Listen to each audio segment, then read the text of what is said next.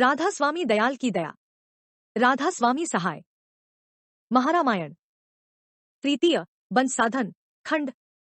महर्षि शिवव्रतलाल जी महाराज कृत। संपादक नंदू भाई निजामाबाद दक्षिण।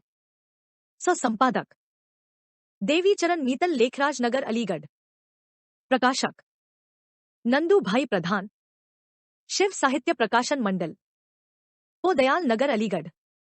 द्वितीय संस्करण। संकलन ई बुक J. Pernadale SBI. ओम स्वः। महारामायण। तृतीय बन साधन खंड। ओम स्वः। प्रथम भाग। पहिला समुल्लास। जयंत का राम की परीक्षा करना। संस्कृत भाषा में वन शब्द का अर्थ है सहायता करना, पूछना था, लेना, सेवा करना, व्यवहार और व्यापार करना। राम वन को किस अभिप्राय से जा रहे हैं? वन जंगल को कहते हैं। अब उनके चरित्र में तुम देखो कि राम इस मंतव्य से वन को जा रहे हैं, या आजकल के दिखाने वाले साधुओं के समान अपना समय आलस्य और मूढ़ता में बिताने के लिए। तुम चाहो तो संस्कृत कोशों को देखकर अपना 242 महारामायण संतोष कर सकते हो, और फिर साथ ही उनके कर्म, कर्तव्य, वचन और कथन पर भी दृष्टि रखो। तब आप ही समझ जाओगे कि सच्चे मनुष्य का जीवन काम के निमित्त बना है, और राम का कर्तव्य जगत में सबसे उच्चतर उदाहरण तुम्हें दिखाता है। राम वन को जा रहे हैं। चित्रकूट के मानसिक चित्रों के चरित्रों को देख लिया, अब उनको उनका अभ्यास करना है। बिन साधन साधु नहीं, बिन साधन न भजन। सत्संगत के पीछे होवे साधन और जतन एक। साध साध के साध ले साधन के सब काम। साधन में अनुभव रहे, साधन में विश्राम। साधु जो साधन करे, बिन साधन नहीं साध। जो कोई साधन करे उसका मता अगाध तीन। साधन करने वालों की परीक्षा होती है, यह प्राकृतिक नियम है। जब कोई साधन में लगता है तब प्रकृति की दिव्य शक्तियां उसकी जांच पड़ताल को आती हैं। उनसे घबराना नहीं चाहिए, यह महा आवश्यक है। यह साधन प्रकृति का पहला नियम है और उसी को तप कहते हैं। तुमको बता दिया गया है कि सत जीवन है, और उस सत का दूसरा चरण तप है। उसके पश्चात धीरे धीरे व्यवहार की बारी आती है। ऋषियों ने उसकी 7 भूमिकाएं ठहराई हैं, जिनका चित्र नीचे दिया जाता है। बनखंड 243।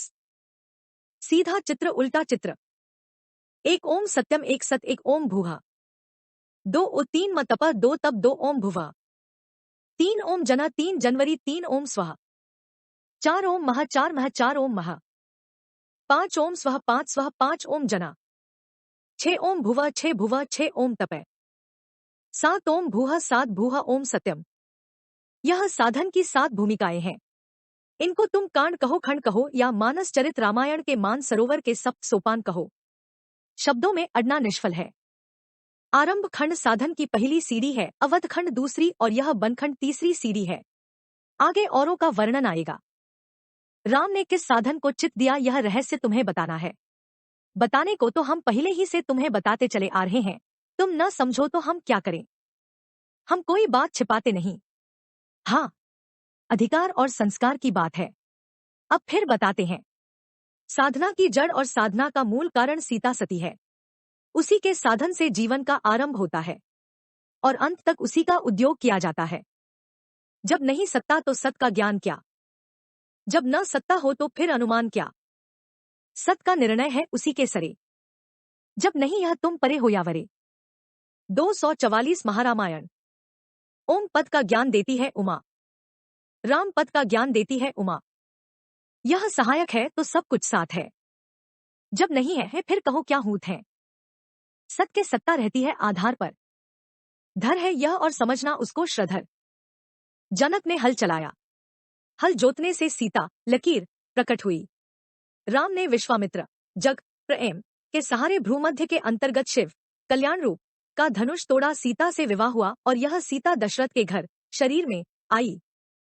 यह सीता लकीर सुषुम्ना नाड़ी है जो ईड़ा और पिंगला के बीच में है, और राम उसी के साधने, संवारने, सिंगारने के लिए वन में आए। वन का अर्थ तुमको बता दिया गया है। साधन उसी सुषुम्ना नाड़ी में, केवल उसी सुषुम्ना का किया जाता है। यह मूलाधार में कुंडल मारकर बैठी हुई कुंडलनी शक्ति है, जो साधने करने से उभर कर और उठकर आज्ञा चक्र भ्रूमध्य के ऊपर आकर सहस्रार तक पहुंचा देती है, और तब स्वरूप का सच्चा ज्ञान प्राप्त होता है। अब कथा प्रसंग की ओर चित्त दो। राम सीता के साथ स्फटिक शिला पर बैठे हुए थे। अनेक प्रकार के फूलों का आभूषण बनाया। सीता के अंग अंग को संवारा, सिंगारा और सजाया और उसकी सुंदरता की छवि को देखकर समाधिस्थ हो गए, मूर्धा आगे बेसुध हो गए और लेट गए। सीता ने उनका सिर अपनी गोद में रख लिया। गर्मी थी, धूप चटकी हुई थी और यह पत्तों का पंखा झलने लगी। लक्ष्मण नहीं थे, जंगल से फल फूल पत्ते लेने गए हुए। बनखंड 245 थे। सीता अकेली थी। इंद्र के लड़के जयंत ने देखा, सोचा यह राम ब्रह्मा का अवतार कहलाते हैं और देवता और पृथ्वी की रक्षा के लिए प्रकट हुए हैं। सीता उनकी शक्ति है, अकेली है। मैं चलकर इनकी परीक्षा करूं कि यह पराक्रमी और पुरुषार्थी है या यूं ही देवता बिना समझेबू में उनके अभिमानी हो रहे हैं।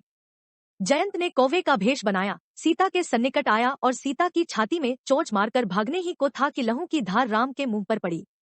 जयंत ने अपनी ठोंठ से सीता को घायल कर दिया था। राम की आंख खुल गई थी। देखा कि सती की छाती लहूलुहान हो रही है। समझ गए कि कौवे ने यह कुटिलता की है। एक सींग के बाण को धनुष में लगाकर मारा और वह उनकी ब्रह्मा शक्ति के बल से उड़ा। आगे आगे जयंत और पीछे पीछे यह ब्रह्मबाग।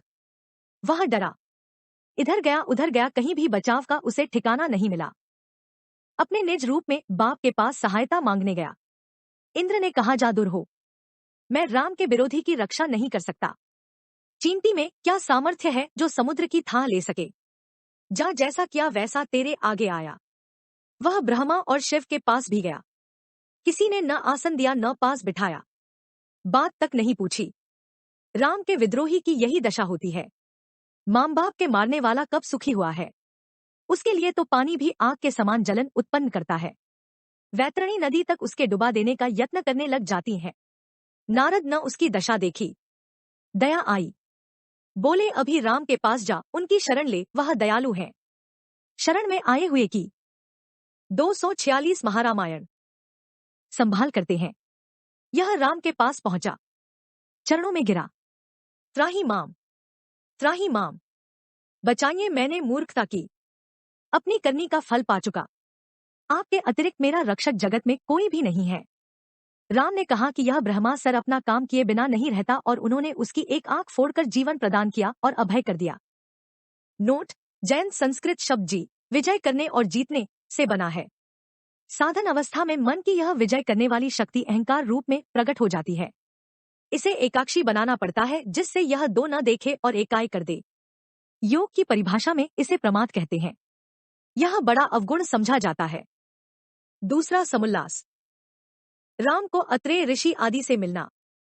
एक जगह ठहरना उचित नहीं था। जीवन का आदर्श बढ़ना और सोचना है। इसी बढ़ने और सोचने का नाम ब्रह्मा, संस्कृत ब्रबड़ना और मनन सोचना है। यही प्राणी जीवों का आदर्श है। जो बढ़ते और सोचते हैं उनको जीवन का भोग प्राप्त रहता है। यह सार है। सार में दो बातें मुख्य हैं, एक तत्, दूसरा त्वम। ततः वह और त्वम तू है। इन दोनों को तत्व कहते हैं। ब्रह्मा तत्व तत् और जीव तत्व त्वम है। वह और तू, तत् और त्वम, यही तत्व है। इसके अतिरिक्त और कुछ तत्व नहीं है। जीव के सामने ब्रह्मा बढ़ने और सोचने का आदर्श दृष्टि के सामने रहता है। इस बढ़ने और सोचने का सहायक आहार होता है। बिना आहार के बढ़ना और सोचना एक प्रकार से असंभव भी है। बनखंड 247 मनुष्य की जीवन रक्षा के लिए आहार का चिंतन हुआ करता है। चित्रकूट में राम के सहायक किरात कोल हैं। यह हर जगह नहीं मिलते। अब राम ने अत्रेय ऋषि की खोज की। दोनों भाई सोता के साथ चल खड़े हुए और ऋषि के स्थान पर पहुंचे। इनको देखकर वह बहुत प्रसन्न हुए। उठे, राम ने नमस्कार किया। दोनों गले मिले। इस ऋषि की धर्म पत्नी का नाम अनुसुईया था। वह सीता से मिली। ऋषि ने राम की स्तुति की। राम, तुम इस जगत के आधार हो। तुम हो त्रिलोकी में सबके सार हो। एक धर्म हो और धर्म के लक्षण हो तुम। अर्थ हो और अर्थ के जीवन हो तुम। दो मोक्ष हो तुमको कोई बंधन नहीं। काम हो तुमको कोई साधन नहीं। तीन सबके घर के बासी सब में व्याप्त तुमन। भक्त जन को रात दिन हो प्राप्त तुम। चार तुमको कुछ दुर्लभ नहीं, दुर्लभ हो आप। है तुम्हारी माया सबकी तोलमाप। ईश हो जगदीश, जग नायक हो तुम। शूर और वीरों के धनु सायक हो तुम। 6 आगे इस जगत के कल्याण को ब्रह्मा को दिखलाया आकर आन को 7 मंगलम मंगलश्रयन मंगल ध्वजम मंगलम मंगल सदन मंगल वयम 8 सेत हो संसार सागर के लिए इष्ट पद पामर के नागर के लिए 6 248 महारामायण भक्ति भुक्ति योग युक्ति आप तुम रिद्धि सिद्धि निधि शक्ति आप तुम 10 तुम हो दाता तुम विधाता तुम दयाल तुम हो रक्षक तुम सहायक तुम कृपाल 11 भक्ति दीजय नाम की नामी हो हम सेवा पूजा करके शुभ कामी हो हम 12 राम अत्रेय से मिलकर बहुत प्रसन्न हुए। तीसरा समुल्लास। अनुसुईया। अत्रेय की स्त्री का नाम अनुसुईया था। सीता उसके पांव पड़ी। उसने छाती से लगाया निलाया घुलाया बालों में कंघा किया और कपड़े पहना कर सजाया सिंगारा और उसके सुंदर रूप को देखकर मोहित हो गई। सीता ने कहा, माई मुझे कुछ उपदेश कर, तू बड़ी बूढ़ी है, संसार के सुख दुख का ज्ञान रखती है। अनुसुईया सरल स्वभाव वाली थी। उसने निष्कपट होकर उससे कहा, सीता तू बड़ी भाग्यवती सयानी और बुद्धिमती है, तुमको मैं क्या कहूं, तुम सब कुछ जानती हो। तुम्हारा जन्म नगर में हुआ जहां सभ्यता है, मैं बन की रहने वाली जंगली स्त्री हूं। तुमने उपदेश की इच्छा की, मेरा सम्मान किया, इसलिए तुम्हारी इच्छानुसार मैं मुंह खोलती हूं। स्त्री जाति का केवल एक धर्म है और वह पति की सेवा है। पति चाहे अयोग्य हो, निर्बल हो, काम काज न कर सकता हो, स्त्री को चाहिए उसका कभी अपमान न करे, नहीं तो वह नरकगामी होगी। ऐ सीता, पुरुष उसे कहते हैं जो पुर शरीर देह और काया में रहे। संस्कृत पुर शरीर और बनखंड 246 शस रहना, और स्त्री उसे कहते हैं जो स्त्री पर्दा हो और पुरुष के गुण को ढके, उसके यश को फैलावे, उसकी संतति को बढ़ावे, उसे आहार दे, उसे वस्त्र पहनाए, इस कर्म से वह उसकी अन्नदाता हो, उसे बल और पौरुष दे, अच्छी अच्छी मीठी मीठी बातें करके उसके साहस और पराक्रम की वृद्धि करे और उसके लिए बलदाता बने। वह उसे बुद्धि दे, सुमार्ग दिखावे, बुद्धिमान बनाए और वह अपने पुरुष के लिए बुद्धि दाता समझी जाए। यह अच्छी स्त्रियों के 3 धर्म हैं। पुरुष को आहार या अन्न देकर बलवान करने से वह लक्ष्मी, बुद्धि देने से वह सरस्वती और पराक्रमी तेजस्वी और पुरुषार्थी बनाने से वह पार्वती कहलाती है। एक स्त्री के यह 3 रूप हैं जो उसके 3 प्रकार के कर्मों की दृष्टि से हैं। संसार में 4 प्रकार की पतिव्रत धारण करने वाली स्त्रियां होती हैं। पहली उत्तम, जिसके लिए संसार में एक पति है और इसके अतिरिक्त और सब जीव मात्र हैं, पति कोई भी नहीं है। दूसरी मध्यम, जो पति को पति समझती है और दूसरे पुरुष उसके लिए भाई, चाचा, ताऊ के समान है। तीसरी कनिष्ठ स्त्री वह है जो पति को तो पति समझती है लेकिन और पुरुषों को भी पुरुष जानती है। वह केवल भयवश और लज्जावश स्त्री धर्म का पालन करती है। चौथी महानीच स्त्री वह है जो व्याड़ी तो गई, समाज के सामने पति का व्रत धारण तो कर लिया लेकिन उसने पति को अपनी इष्ट धारण नहीं किया। ऐ सीता, स्त्री का कर्तव्य मन वचन कर्म से पति की सेवा है। जो जीते जी इस धर्म का निर्वाह और पालन करती है, उसे और कुछ करने धरने की आवश्यकता नहीं है। उसे 250 महारामायण। लोक में यश और परलोक में महा आनंद है, उसका दोनों लोकों में यश और सम्मान है। पतिव्रता को सुख धना, पति में प्रेम प्रभाव, सुख सुंदर की सुंदरी, सुमुखी सुचाल स्वभाव। पतिव्रता मैली भनी काली कुचल कुरूप, पतिव्रता के रूप पर वारु कोटि स्वरूप। पतिव्रता मैली भल्ली गले कांच की पोत, सब सखियों में यो दिपे ज्यो रवि शशि की जोव। पतिव्रता के एक पति सहित विचार विवेक, भीतर बाहर सम दशा वहीं एक की एक। ऐ सीता, पति सेवा योग्य है, पति सेवा अमूल्य भक्ति है और पति सेवा ही सच्चा ज्ञान है। जिसे यह प्राप्त है वह सौभाग्यवती स्त्री है और जिसे यह प्राप्त नहीं, उससे अभागी स्त्री संसार में कोई नहीं है। सीता ने पूछा, माई स्त्री किस प्रकार का भोजन खिलाकर पति को प्रसन्न करे? सरल स्वभाव वाली सीता के इस प्रश्न पर भोली भाल अनुसुईया हंसी। आहार इस प्रकार का हो जिससे हार या थकावट या निर्बलता का रोग इस शरीर में न आवे। संस्कृत धातु आ जाना, दूर होना, कम होना, और हार थकावट, आहार सूक्ष्म, रुचिदायक और पचने वाला हो, न कम ह न अधिक, सीधा साधा भोजन।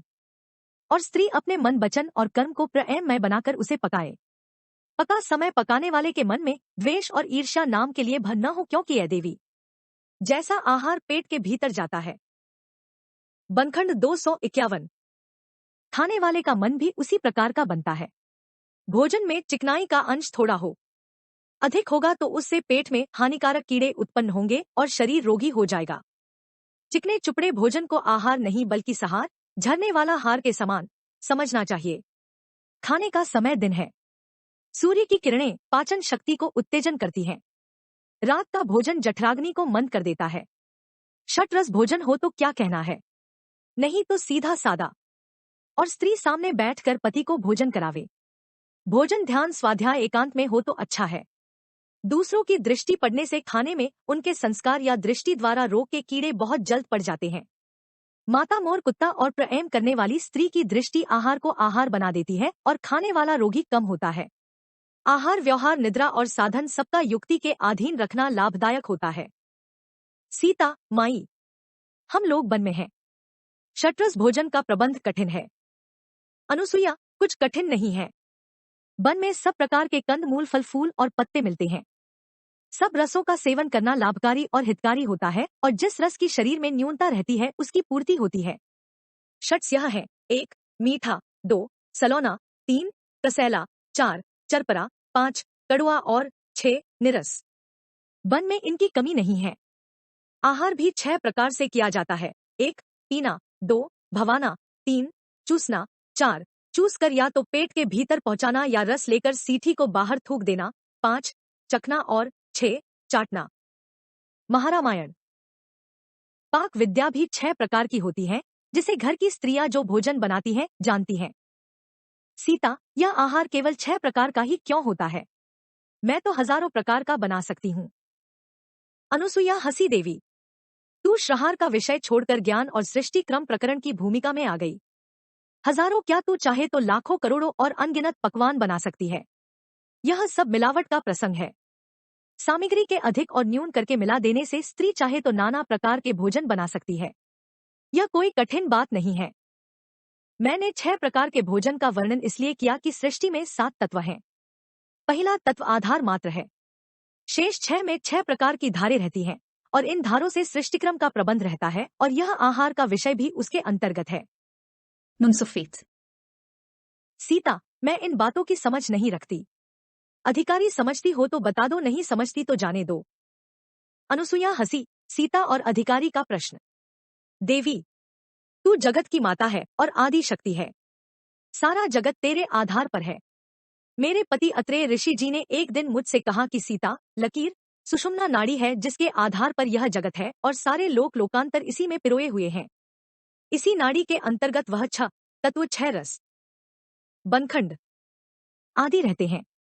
उन 7 तत्वों का वर्णन ऋषियों ने इस प्रकार किया है: 1 ओम सत्यम आधार मात्र, 2 ओम तपा, 3 ओम जना, 4 ओम मह, 5 ओम स, 6 ओम भुवा, 7 ओम भू।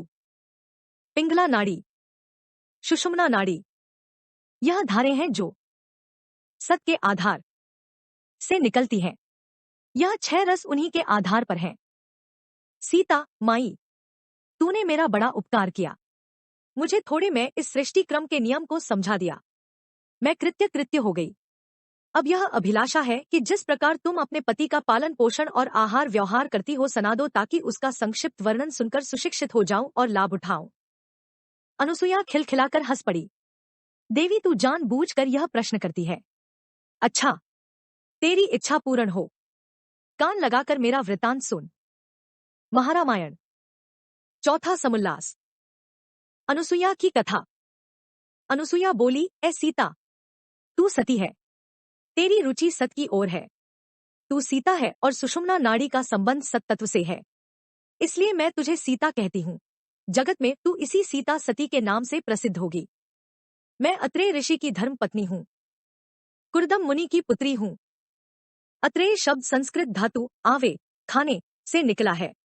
मेरे पति ने आहार के नियमानुकूल रखने ही को सिद्धि शक्तिमान रखा है और वह सच्ची बात है।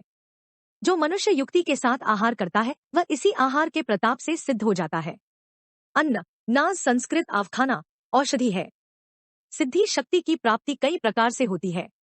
मंत्र से, योग से, नाम से, औषधि से, तप से और चित्त या बुद्धि के एकाग्र करने से। इस प्रकार अन्नमय जगत में जो युक्ति के साथ अन्न खाते हैं वह भी सिद्ध पुरुष हो जाते हैं। मेरा नाम अनुसुईया यो पड़ा कि मैं इस ऋषि की वृत्ति हूँ और उनके खाने पीने के प्रबंध में लगी रहती हूँ और किसी घोर मेरा चित्त डावाडोल नहीं होता। मेरे पति को तप करने की इच्छा हुई। वह गुफा में बंद हो गए। मेरा काम अन्न जल लाने का था। मैं जंगल से कंदमूल खोद लाती और पहाड़ के झरनों से पानी भर लाती और समय पर पति को आहार करा देती। देश में अकाल पड़ गया, पानी सूख गया और घास फूस सब झुलस कर जल गए। अन्न जल दोनों का मिलना कठिन हो गया। मैं दूर दूर पहाड़ों में खोजने जाती और बड़ी कठिनाई से यह सेवा करती थी। फिर तो यह दशा हो गई कि चाहे मैं कितनी ही बनखंड 255 दूर नाती कहीं अन्न जल को पता न लगता था। ऋषि तो गुफा में रहते थे। वह क्या जानते थे कि देश में अकाल आया हुआ है और मैंने उन्हें सूचित करना उचित भी नहीं समझा। एक दिन मैं जड़ी बूटी और पानी की खोज में 10-12 मील तक गई। बड़ा परिश्रम किया। जड़ी तो कुछ हाथ लग गई, पानी नहीं मिला। एक जगह तोमवा रखकर रोने लगी। एक ऋषि आया, मेरे रूप को देखकर मोहित हो गया क्योंकि लोग मुझे बहुत सुंदर समझते हैं। मैंने उसकी ओर से आंख फेर ली। कहने लगा, जहां तेरे पति की गुफा है उसी के नीचे पानी भरा है। तू यदि पतिव्रता स्त्री है तो उस पृथ्वी को खोद पानी निकल आएगा। मैं जानती थी कि मैं सच्ची पतिव्रता स्त्री हूं। उसकी बात का विश्वास किया। कुटी की ओर लौटी, पृथ्वी को खोदा, पानी का सोता निकला और धार बह निकली। और कुछ दिनों पीछे जब ऋषि का अनुष्ठान समय बीत गया और उन्होंने जाना कि मैं बड़े प्रयत्न और परिश्रम से उनके खाने पीने का प्रबंध करती थी तो उन्हें शोक हुआ। लेकिन नदी के प्रवाह को देखकर बहुत प्रसन्न हो गए और उसे अपने तप का परिणाम समझने लगे। अकाल जाता रहा, पानी बरसा, खेती हरी भरी हो गई और वन पहाड़ पर्वतों पर हरियाली दौड़ गई। उस ऋषि ने जो मेरी परीक्षा करने आया था सारे आकाश मंडल की देवियों को जा जाकर सूचित किया कि जगत में केवल एक पतिव्रता स्त्री है और वह अनुसुईया है। इन देवियों को डाह उत्पन्न हुई। वह कहने लगी कि हम भी पतिव्रता स्त्रियां हैं। वह पतिव्रता तो हैं या होंगी, लेकिन संभव है कि उन्हें संचा ज्ञान न हो। नारद ने फौलाद के चन बनाए और इन देवियों से जाकर कहा कि जो कोई इन्हें 256 महारामायण गला दे वह पतिव्रता और जो न गला सके वह कुलिटा है। देवियों ने चाहा कि वह चने गल जाए लेकिन वह न गल सके। तब नारद मेरे पास आए। मुझसे भी वही बात कही। मैं बोली, यह कौन सी कठिन बात है। मेरे पति के कमंडल में जो जठराग्नि रहती है वह सबको भस्म कर सकती है। मैंने उनके चनों पर कमंडल का जल छिड़क दिया, वह गल गए। नारद को आश्चर्य हुआ। वह देवियों के पास गले हुए चने ले गए, उन्हें दिखाया। सबने उनको चबाया। अब तो उन्हें और भी डाह हुई। ब्रह्मा विष्णु महेश संसार के त्रिदेवों को मेरे पतिव्रत भंग करने के लिए उकसाया। वह मेरे पति की कुटी में आए। मैं अकेली थी। अतिथि सम्मान के नियमानुसार उनको भोजन कराना चाहा। वह बोले, नंगी होकर खाना परसो तो हम स्वीकार करेंगे। उनकी बात बच्चों जैसी थी। मैंने स्वीकार कर लिया। पति के कमंडल का जल उन पर छिड़क दिया और वह कटी में रहने और बाल लीला करने लगे। देवियां घबराई और मेरे पास आई। मैंने उन्हें दुखी देखकर फिर कमंडल का जल छिड़का। वह पुरुषत्व बुद्धि को प्राप्त हो गए और उन्होंने प्रसन्न होकर 3 पुत्रों का वरदान दिया। इससे पहले मैं पुत्रवती नहीं थी। मेरे यह लड़के चंद्र, दत्तात्रेय और दुर्वासा कहलाते हैं। सीता हंसी, तुम्हारे पति के कमंडल में आश्चर्यजनक प्रभाव है। अनुसुईया बोली, ए सीता, यह जगत मनोराज है। यहाँ जो कुछ है सब मानसिक है। अत्रेय ऋषि का कमंडल अब भी है। उसमें मनन करने का प्रभावशाली जल भरा रहता है। जिसका मन निश्चल है वह जिस भाव से विचार का जल किसी पर छिड़क देगा वह उसके वशीभूत हो। बनखंड 257 जाएगा। ऐस्ती, इस मन की शक्ति से आकाश, जल, पृथ्वी, अग्नि और वायु उत्पन्न होते हैं। यह सब में श्रेष्ठ और प्रबल है। मनुष्य समझता है कि आकाश के अवकाश में हम निवास करते हैं, लेकिन यह उसकी समझ में नहीं आता कि इन तत्वों की उत्पत्ति मन ही से है। मानसिक जगत का राज्य यह मन हो है। राम के साथ वन में आई है। यहाँ इस मन का तू खेल तेरी समझ में आएगा। मन गोविंद, मन गोरखा, मन ही श्रौगढ़ होए। जो मन राखे जतन से आप ही करता होए। मन पानी, मन पार्थो, मन वायु, मन आग। जैसी मन से उपजे तैसे ही पावे भाग। मन श्रज्ञान मूढ़ है, मन है चतुर सुजान। मन चंचल, मन निश्चला, मन को सब कुछ जान। मन मत सब संसार है, गुरु मत कोई साध। जो पावे गुरु गम गति उसका मता श्रगाध। कभू मन गगना चने कभूर गिरे पताल, कभू मन उन्मुन लगे कभू जावे चाल। सीता, पति के प्रेम में मन को दृढ़ कर रखो और तब तू इस प्रसंग को समझेगी। योगी मन की योगाग्नि से जिसे चाहे भस्म कर सकता है। फौलाद का चना क्या होता है? ध्यानो अपने मानसिक ध्यान से ईश्वर तक को वशीभूत कर सकता है। देवी देवता उसके आगे क्या होते हैं? हाँ, यह बात साधारण मनुष्य नहीं समझ सकते। सीता अनुसुईया के पांव पड़ी। राम ने भी ऋषि के चरण पकड़कर विदा मांगी। ऋषि ने कहा, धन्य तुम, धन्य तुम्हारी लीला। अब तो ऐसा हो कि तुम मेरे मन में निवास करो और अपनी दृढ़ भक्ति प्रदान करो। मैं कैसे कहूं कि तुम जाओ। 258 महारामायण। यो तुम जगतपति हो। यह कर ऋषि राम के चरणों में गिरे। राम ने उन्हें उठाकर छाती से लगाया और वन यात्रा को चले। नोट, इससे पहले समुल्लास में प्रमाद के वशीभूत करने का रहस्य है। इसमें आहार के युक्त नियम पालन का भेद है। 5वां समुल्लास, विराट और मुनियों का समागम। प्रकृति में वाधक और सहायक दोनों प्रकार की वृत्तियां काम करती हैं। एक रुकावट का कारण होती है, दूसरी वृद्धि के मार्ग की तरफ धकेलती है।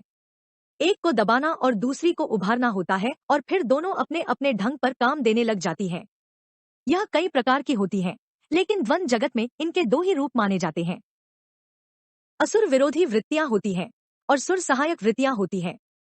विरोधी वृत्ति विराट कहलाती है और सहायक वृत्ति के नाम ऋषि और मुनि हैं। ऋषि वह है जो केवल मंत्र दृष्टा होते हैं, इनका धर्म देखभाल है, और मुनि वह है जो चुपचाप संभाल में लगे रहते हैं। सारा जगत इन दोनों प्रकार की वृत्तियों से भरा हुआ है। काम करने वाले विरोध से नहीं घबराते। यह न हो तो क्रियाकारिता की प्राप्ति असंभव हो जाए। राम, सीता और लक्ष्मण ने पग बढ़ाया। देखा आगे की तरफ से विराट राक्षस के रूप में हाहाकार करता हुआ भयानक बना हुआ डराने आ रहा है। राम ने ब्रह्मबाण ओम विचा का ध्यान उठाया और ऐसा तीर मारा कि रास्ते ही में घायल होकर गिरा और तड़पने लगा। राम को दया आई उससे। बनखंड 256। कहा, तू मेरे धाम को चला जा, वहां तेरी दशा बदल जाएगी। और उसने अपना प्राण त्याग दिया।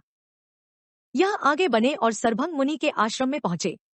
मुनि ने देखा, प्रसन्न हुए, बोले, भगवन, मैं शिवजी कल्याण के धाम को जा रहा था। सुना आप आ रहे हैं। आप इस कल्याण सागर शिव के मान सरोवर के हंस हैं। दर्शन मिला और यह दर्शन मेरे लिए कल्याणकारी हो गया। साधन में हूं, अत्र ऐसो कृपा कीजिए कि जब तक मैं इस स्थूल शरीर का त्याग न कर लूं तब तक आपको देखते देखते सूक्ष्म अवस्था में लय हो रहूं और मेरा सरभंग अपना संस्कृत सर चलना और भंग दरार टूटना सफल हो जाए। राम, सीता और लक्ष्मण वहां बैठ गए। मुनि ने योगाग्नि से अपने तन को जला दिया। राख की ढेरी बन गई। देवताओं ने स्तुति गाई। जय राम करुणा सिंध दीन दयाल परमानंद घन। जय प्रणतपाल कृपाल श्रद्भुत रमापति करुणा शयन। दर्श स्पर्श विचार सेवा ध्यान जप तप में जति। देखा जो रूप अनूप निर्गुण सगुण पाई सदगति। नोट, यह सरभंग साधन अवस्था की वह वृत्ति है जो ध्यान करते समय टूट जाती है। एक भाव एक समान एक दशा और एक अंश में नहीं रहता। ध्यान इस प्रकार हो कि बीच बीच में उसका तार न टूटे, तब यह बहुत सुखदायी प्रतीत होता है। राम ने उसे सुलझा लिया। इसका यह अलंकार है। इसके नाम पर विचार करने से यह बात समझ में आ जाएगी। राम आगे की ओर बढ़े। बहुत से ऋषि मुनि दर्शन के निमित्त आए। रास्ते में हड्डियों का ढेर पड़ा हुआ था। 260 महारामायण। आपने उनसे पूछा, यह क्या है? उत्तर मिला, भगवान आप जानबूझकर क्यों पूछते हैं? यह ऋषि मुनि आदि ठठरिया हैं जिन्हें निश्चरों रात की चर्चा करने वालों खा लिया। उन्हें दिनचरों दिन की चर्चा करने वालों सहायता नहीं मिली। यह मरकर मिट्टी में मिल गए। राकी आंखों में आंसू भर आए। उन्हें ढाढ़स देकर कहा, इन सारे निशाचरों को मार गिराऊंगा, तुम धीरज धरो। नोट, निश्वर महातामसी होते हैं। उनकी वृत्तियां तामसी होती हैं। दिनचरों की वृत्तियां सात्विकी होती हैं। निश्वर और दिनचर का यह भेद है। अनेक ऋषियों और मुनियों के आश्रम में जा जाकर राम ने अपने दर्शन से उन्हें सुखी किया। फिर अगस्त्य ऋषि के आश्रम में आए। अगस्त्य के शिष्य सुतीक्षण अच्छा तीक्षण तेज सुना कि राम आए हैं, वह सर के बल दौड़ा, चरणों आकर गिरा। किसको थी आशा अयोध्या त्याग वन में आएंगे, राम इस मधुबन को आकर शोभावान कराएंगे। तारा चमका, भाग का दर्शन मिला, आनंद हुआ। धन्य महिमा आपकी है, काम सहजे ही बना। मुझ में भक्ति है कहाँ, मुझ में कहाँ है कर्म ज्ञान। योग युक्ति से न परिचित है, न मन में गुरु का ध्यान। मैं शक्ति है कहाँ, मुझ में समर्थ की गम कहाँ। मोक्ष काम और धर्म की मुझ में है, अर्थ की गम कहाँ। भक्ति दीजे पावनी सुखदायिनी, सेवक विचार। आपका सुमिरन सदा हो, आपके चरणों का प्यार। सुतीक्षण प्रेम में मग्न होकर कभी नाचता था कभी गा। बनखंड 061 था। फिर आँख कान होंठ तीनों बंद हो गए। न कुछ दिखाई देता था, न सुनाई देता था, और न उसके मुंह से बाणी निकलती थी। यह क्या हुआ? वह अचेत होकर राम के आगे बावला बनकर धम से गिर पड़ा। यह क्या दशा थी? उन्मत्त तो वह था नहीं, न उसने दिखावे का सांग भरा था। बात जो हुई वह यह थी, श्रोम भूर्भुवः स्वः। नहीं पृथ्वी का रहा ध्यान उसमें, नहीं नम का था अनुमान उसमें। कहाँ अंतरिक्ष, कहाँ जगत माया, किधर धूप थी और किधर उसकी छाया। न तन की बदन की, न मन की थो सुध बोध, न श्रवण मनन और कथन की थी सूद बोध। राम मुनि को इस दशा में देखकर बहुत सुखी हुए। वह तो अचेत पृथ्वी पर पड़ा हुआ था। इन्हें दया आई। उसके अंतःकरण के मस्तिष्क में सूरज के समान जगमगाते हुए प्रकट हुए। प्रकाश तेजमय और तीक्ष्ण था, उसके तेज को सहार न सका। घबरा गया, आंखें खोल दी, इधर उधर देखने लगा। यह क्या दशा थी? कोई साधक हो तो इसे समझे। ओम भूर्भुवः स्वः के पश्चात जो दशा आती है वह थी, और उसे तत्सवितुर्वरेण्यम कहते हैं। पृथ्वी अंतरिक्ष नभ मंडल तीनों का नहीं ध्यान रहा। ओम नाम का जाप था, अजपा नहीं ज्ञान अनुमान रहा। ध्यान रहा नित उस सवितुर का, भर्गो देवस्य को धारा। सवितुर के प्रताप महातम धी मही निर्मल धारा। सवितुर प्रकटा ज्योति निराली, ज्योति ज्योति में ज्योति की खान। वह प्रकाश था अगम अनुपा, क्यों कर कोई करे बखान। 262 महारामायण। धीमहि थियो भर्गो घट छाया, धियो योना प्रचोदयात्। यह रहस्य था सुगम सुहेला, संत विना नहीं कोई कहा।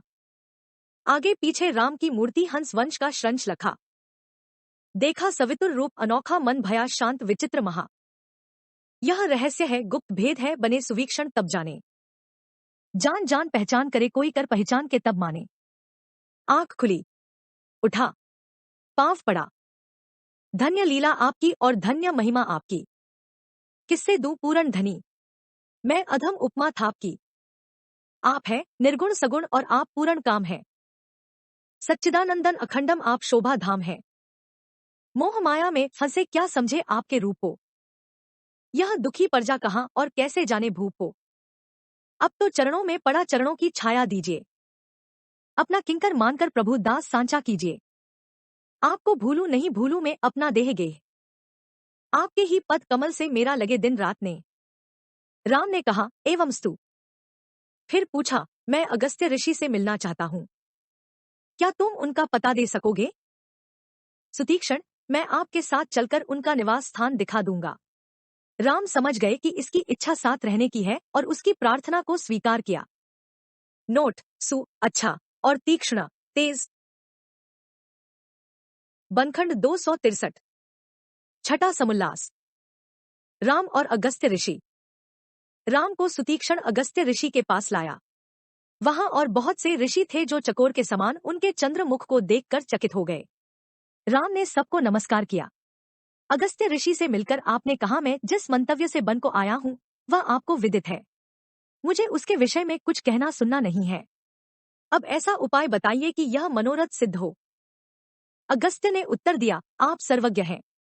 आपकी माया प्रबल है, जिसकी था किसी को न आज तक मिली न आगे मिलने की आशा है। आप ज्ञान ध्यान के पूर्ण भंडार हैं। आपको उपाय बताना, सूरज को दीपक दिखाना है। आपने यह प्रश्न पूछकर मेरा सम्मान और सत्कार किया है। यह कोई नई बात नहीं है। आप जिसे चाहो बड़ा बनाओ, जिसे चाहो छोटा बनाओ। मैंने आपके इस वर्तमान स्वरूप में सगुण ब्रह्मा का दर्शन किया और कृत्य कृत्य हो गया।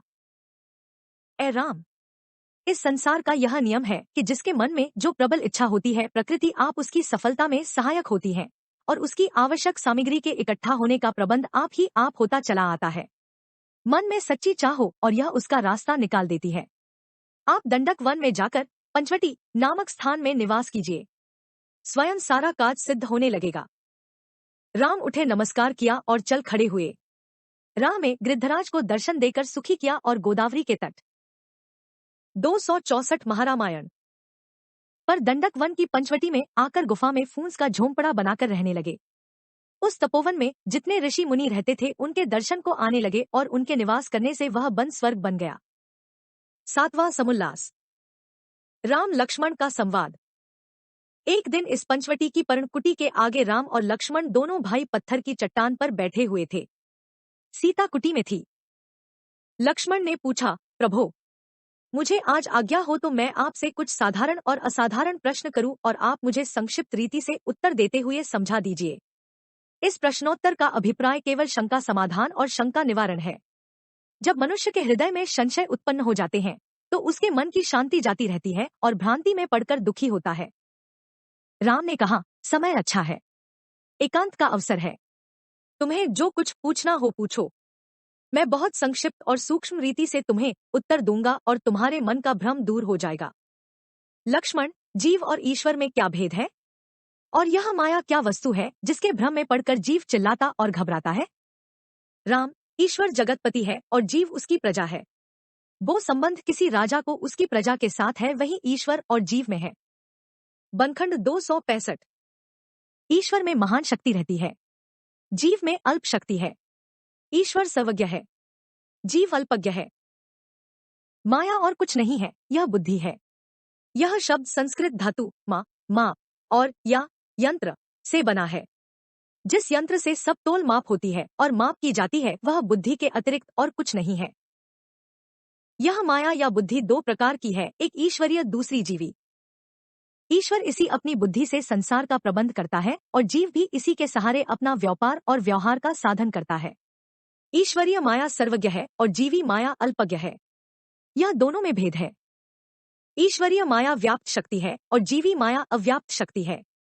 ईश्वर में केवल एक माया है और जीव की माया में अनेकता है। ईश्वर मायापति है। माया ईश्वर के अधीन है और जीव माया के अधीन है। माया जिसके अधीन हो वह ईश्वर है और जिस माया के अधीन यह प्राणी है वह जीव है। ईश्वर, जीव और माया के प्रश्नों के यह संक्षिप्त उत्तर हैं। लक्ष्मण, यह सच है और इसे मैं समझ गया। यदि माया बुद्धि ही मात्र है तो जीव को इससे दुख क्यों होता है? राम, ईश्वर की माया में एकता है, वह उसके सहारे रहती है। जीव की माया में अनेकता है, यह अनेकता उसके दुख का कारण है। एक बात तो यह हुई। दूसरी बात यह है कि जीव पर दो मायाओं का प्रभाव पड़ा हुआ है, ईश्वरीय और जीवी। यह द्वंद्वपना उसके दुख सुख का माया को द्वंद्व होने से कारण बन गया है। तीसरी बात यह है कि ईश्वरीय माया सूक्ष्म है। यह पर्दा तो है लेकिन सूक्ष्म होने से वह ईश्वर की शक्ति को ढक नहीं सकती। जीव पर दोनों मायाओं ने पर्दा डाल रखा है और वह अंधेरे में रहता है। ईश्वरीय माया ईश्वर की और ईश्वरीय शक्ति की प्रकाशक मात्र है और जीवी माया स्थूल होने और ईश्वरीय माया के अधीन बनने से मोटा पर्दा बन गई है। लक्ष्मण, यह ईश्वरीय और जीवी माया का रूप क्या है? राम, एकता और अनेकता। उदाहरण से समझो। ईश्वर ने अपनी माया से स्त्री को बनाया। वह ईश्वर के जगत में एक स्त्री मात्र है, लेकिन जीव की दृष्टि में वह स्त्री स्त्री तो है लेकिन वह माता, बहन, फूफी, चाची, ताई, दादी, नानी और अनेक नाम वाली हो जाती है और इस अनेक नामवाद को प्रपंच कहते हैं। यह भेद है। 8वां समुल्लास। राम लक्ष्मण संवाद लगातार। लक्ष्मण, यह आश्चर्य है कि एक को माया दुखी नहीं करती और दूसरे को दुखी करती है। राम, इसमें आश्चर्य कोई नहीं है। दुख एक में नहीं है, दुख तो दो और दोपने में है। लक्ष्मण, परंतु यह दोपना तो ईश्वर में भी है, एक ईश्वर और दूसरी उसकी माया। राम, यह ईश्वर का दोपना ईश्वर की दृष्टि से नहीं है। बनखंड 267। बल्कि जीव की दृष्टि से है। नहीं तो ईश्वर और ईश्वरीय माया अभेद ही है। जीव ही ने इस भेद की कल्पना कर रखी है। लक्ष्मण, तो जीव में यह शक्ति है कि वह अपनी कल्पना से द्वंद्व को रच सकता है। राम, क्यों नहीं? दोपने का भाव तो जीव ही में रहता है। लक्ष्मण, आपने ईश्वर और जीव में राजा और प्रजा की अपेक्षा बताई है। क्या इनमें यही संबंध है या इसके अतिरिक्त और भी कई बात है? राम, जीव ईश्वर का अंश है और यह ईश्वर के समान अविनाशी है। लक्ष्मण, जब जीव ईश्वर का अंश है तो फिर वह दुखी क्यों है? ईश्वर तो सुख रूप है, जीव को भी सुख रूप होना चाहिए। राम, ईश्वर में न सुख है न दुख है, क्योंकि जहाँ और जिसमें सुख रहेगा वहाँ और उसमें दुख भी रहेगा। बिना सुख के दुख नहीं और बिना दुख के सुख नहीं, दोनों साथ साथ चलते हैं। जीव ने ईश्वर को सुख कल्पना कर रखा है और अपने को दुखी मान रखा है, इसलिए ईश्वर का सुखी होना जीव की दृष्टि से है, नहीं तो उसमें सुख है न दुख है। लक्ष्मण ने कहा, ईश्वर सच्चिदानंद कहा जाता है। राम, यह सच है, लेकिन यह कहना भी जीव दृष्टि से है। जीव में सत की सत्ता जीवन है, जीव में चित्त की चित्ता बुद्धि है और जीव में आनंद की आनंदता सुख है। यह तीनों गुण जीव में हैं। वह इन गुणों को साथ रखता हुआ अपने आप को अधूरा और ईश्वर को पूरा समझता। 268 महारामायण। और उसमें सच्चित आनंद की पूर्णता को आरोपण करता है। जो जैसा रहता है उसका विचार वैसा ही हुआ करता है और जो जैसा विचारता है और सोचता है वह वैसा ही बन जाता है। लक्ष्मण, यह सच है, लेकिन यह तो बताइए कि जीव का अंश अंशी भाव किस प्रकार का है? राम, जैसे समुद्र और समुद्र की बूंद, जैसे सूर्य और सूर्य की किरण, जैसे रेत का टीला और रेत का अणु, जैसे जंगल और जंगल के वृक्ष, या जैसे पानी और मछली, खंड जैसे रेत का टीला और रेत का अणु। लक्ष्मण, यह उदाहरण तो मेरी समझ में आ गए। मैं यह समझता हूँ कि ईश्वर का अंश होते हुए यह अंश दुखी होता है और मरता खपता है। समुद्र खारा है, वह खारापन उसकी एक एक बूंद में है। ऐसा गुण जीव में नहीं दिखाई देता। राम, ईश्वर अविनाशी है, जीव भी अविनाशी है। ईश्वर जीता जागता है, जीव भी जीता जागता है। ईश्वर में बुद्धि है, जीव में भी बुद्धि है। ईश्वर में सुख है, जीव में भी सुख है। ईश्वर सच्चिदानंद है, जीव भी सच्चिदानंद है। इस दृष्टि से सारे गुण जो ईश्वर में हैं या जीव ने कल्पना कर रखे हैं, वह सब के सब जीव में हैं। एक जीव भी इनके बिना नहीं है। तुमको जो शंका रहती है केवल इतनी है कि जैसे समुद्र खारी है वैसे ही बूंद भी खारी है। यह शंका तो सही है, लेकिन तुम यह नहीं पूछते कि यह शंका क्यों है। यह प्रश्न किए होते तो सहज रीति से शंका का समाधान हो गया होता। मन में है कुछ और कहते हो कुछ और। मैं आप ही इसकी जड़ में तुमको पहुंचाए देता हूं। जीव। महारामायण 266 ने समुद्र को अपने से अलग मान रखा है।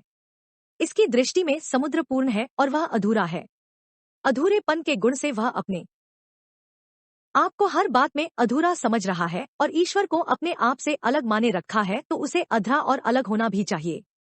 नहीं तो जीव और ईश्वर में यह भेद न होता और न ऐसी शंका उठती। लक्ष्मण, यह भेद क्यों है और इसीलिए है, इसका कारण क्या है? राम, माया बुद्धि और माया बुद्धि का प्रपंच। लक्ष्मण, इस माया का विस्तार कितना है? राम, जहां तक तुम्हारी इंद्रिया जाती है, जहां तक तुम्हारी वाणी कथन कर सकती है, जहां तक तुम्हारा मन पहुंचता है और जहां तक का निर्णय तुम्हारी बुद्धि कर सकती है, वहां तक इस माया का विस्तार है। लक्ष्मण, उसके आगे क्या है? राम, इसके आगे इंद्रिय मन वाणी और बुद्धि नहीं जाती। ऐसी दशा में न कोई कुछ कह सकता है न समझ सकता है। फिर कोई कहना भी चाहे तो क्या कहे और क्यों कहे? नवा समुल्लास। राम लक्ष्मण संवाद लगातार। लक्ष्मण, प्रभु, आपने समझाने को तो सब कुछ समझा दिया और मैं समझ भी गया, लेकिन इतना स्पष्ट रीति से और भी बता दीजिए कि ईश्वर और जीव की माया का भेद क्या है? अपना देह गेह। 270 बनखंड। राम, ईश्वर की माया में मेरा तेरा पना नहीं है, जीव की माया में मेरा तेरा पता है। इस मेरे तेरे पने में अहंकार रहता है और यह अहंकार मोटा रस्सा बनकर जीवों को कसकर बांध लेता है और वह असमर्थ होकर दुखी रहते हैं। यह मेरा तेरा पना न रहे तो दुख का नाश हो जाए। ईश्वर की माया में यह नहीं है, इसलिए उसे बंधन नहीं है। मोर तोड़ संसार है और नहीं संसार। मोर तोड़ बंधन महाबंधन का विस्तार। मोर तोड़ करता फिरे भ्रम श्रज्ञान भुलान। मोर तोड़ में फंस मरा निबल जीव अनजान। मोर तोड़ को त्याग दे सहित प्रमेय अनुराग। मोर तोड़ में जो फंसा मंद है उसके भाग। लक्ष्मण, प्रभो, यह बंधन महाकठिन है, इसके काटने का सहज उपाय क्या है? राम, ईश्वर की सगुण उपासना। गुण के साथ साथ जो मनुष्य ईश्वर की उपासना करेगा वह सहज रीति से इस संसार के बंधन को काट सकेगा। इससे सुगम, सहज और सरल साधन कोई नहीं है। लक्ष्मण, क्या निर्गुण उपासना लाभदायक नहीं है? राम, क्यों नहीं? लेकिन उसके अधिकारी लाखों में एक आध मिलते हैं। वह ज्ञानियों का पंथ है। ज्ञानियों की संख्या अधिक नहीं होती। साधारण मनुष्य बहुत होते हैं। कहने के लिए तो लोग अहंकार और अभिमान से कहते रहते हैं कि हम निर्गुण ब्रह्मा के उपासक हैं, लेकिन यह कहना ही कहना है। इन बेचारों को तो इतनी भी समझ नहीं है कि किसे सगुण और किसे निर्गुण कहते हैं। महारामायण 271। लक्ष्मण, सगुण और निर्गुण का भेद क्या है? राम, जो गुण के साथ हो वह सगुण और जहाँ गुण का पता न लगे वह निर्गुण है। गुण 3 है, सत रज तम। तत्व 3 है, कारण सूक्ष्म स्थूल। अवस्था 3 है, जागृत स्वप्न सुषुप्ति, और इन्हीं तीनों के अंतर्गत सगुण और निर्गुण का भेद है। इस पर विचार करो तो यह रहस्य तुम्हारी समझ में आ जाए। लक्ष्मण, तब समझाइए। राम, मुझे देखो, मैं सगुण स्वरूप हूँ। मेरे इंद्रियां हैं और मन आदि के स्थल में मुझे तुम देखते हो। यह देखना जागृत अवस्था में होता है और उसे दर्श स्पर्श कहते हैं। जब उस रूप के साथ प्रेम हो गया तो जागृत को छोड़कर तुम स्वप्न में मेरा सूक्ष्म रूप देखोगे।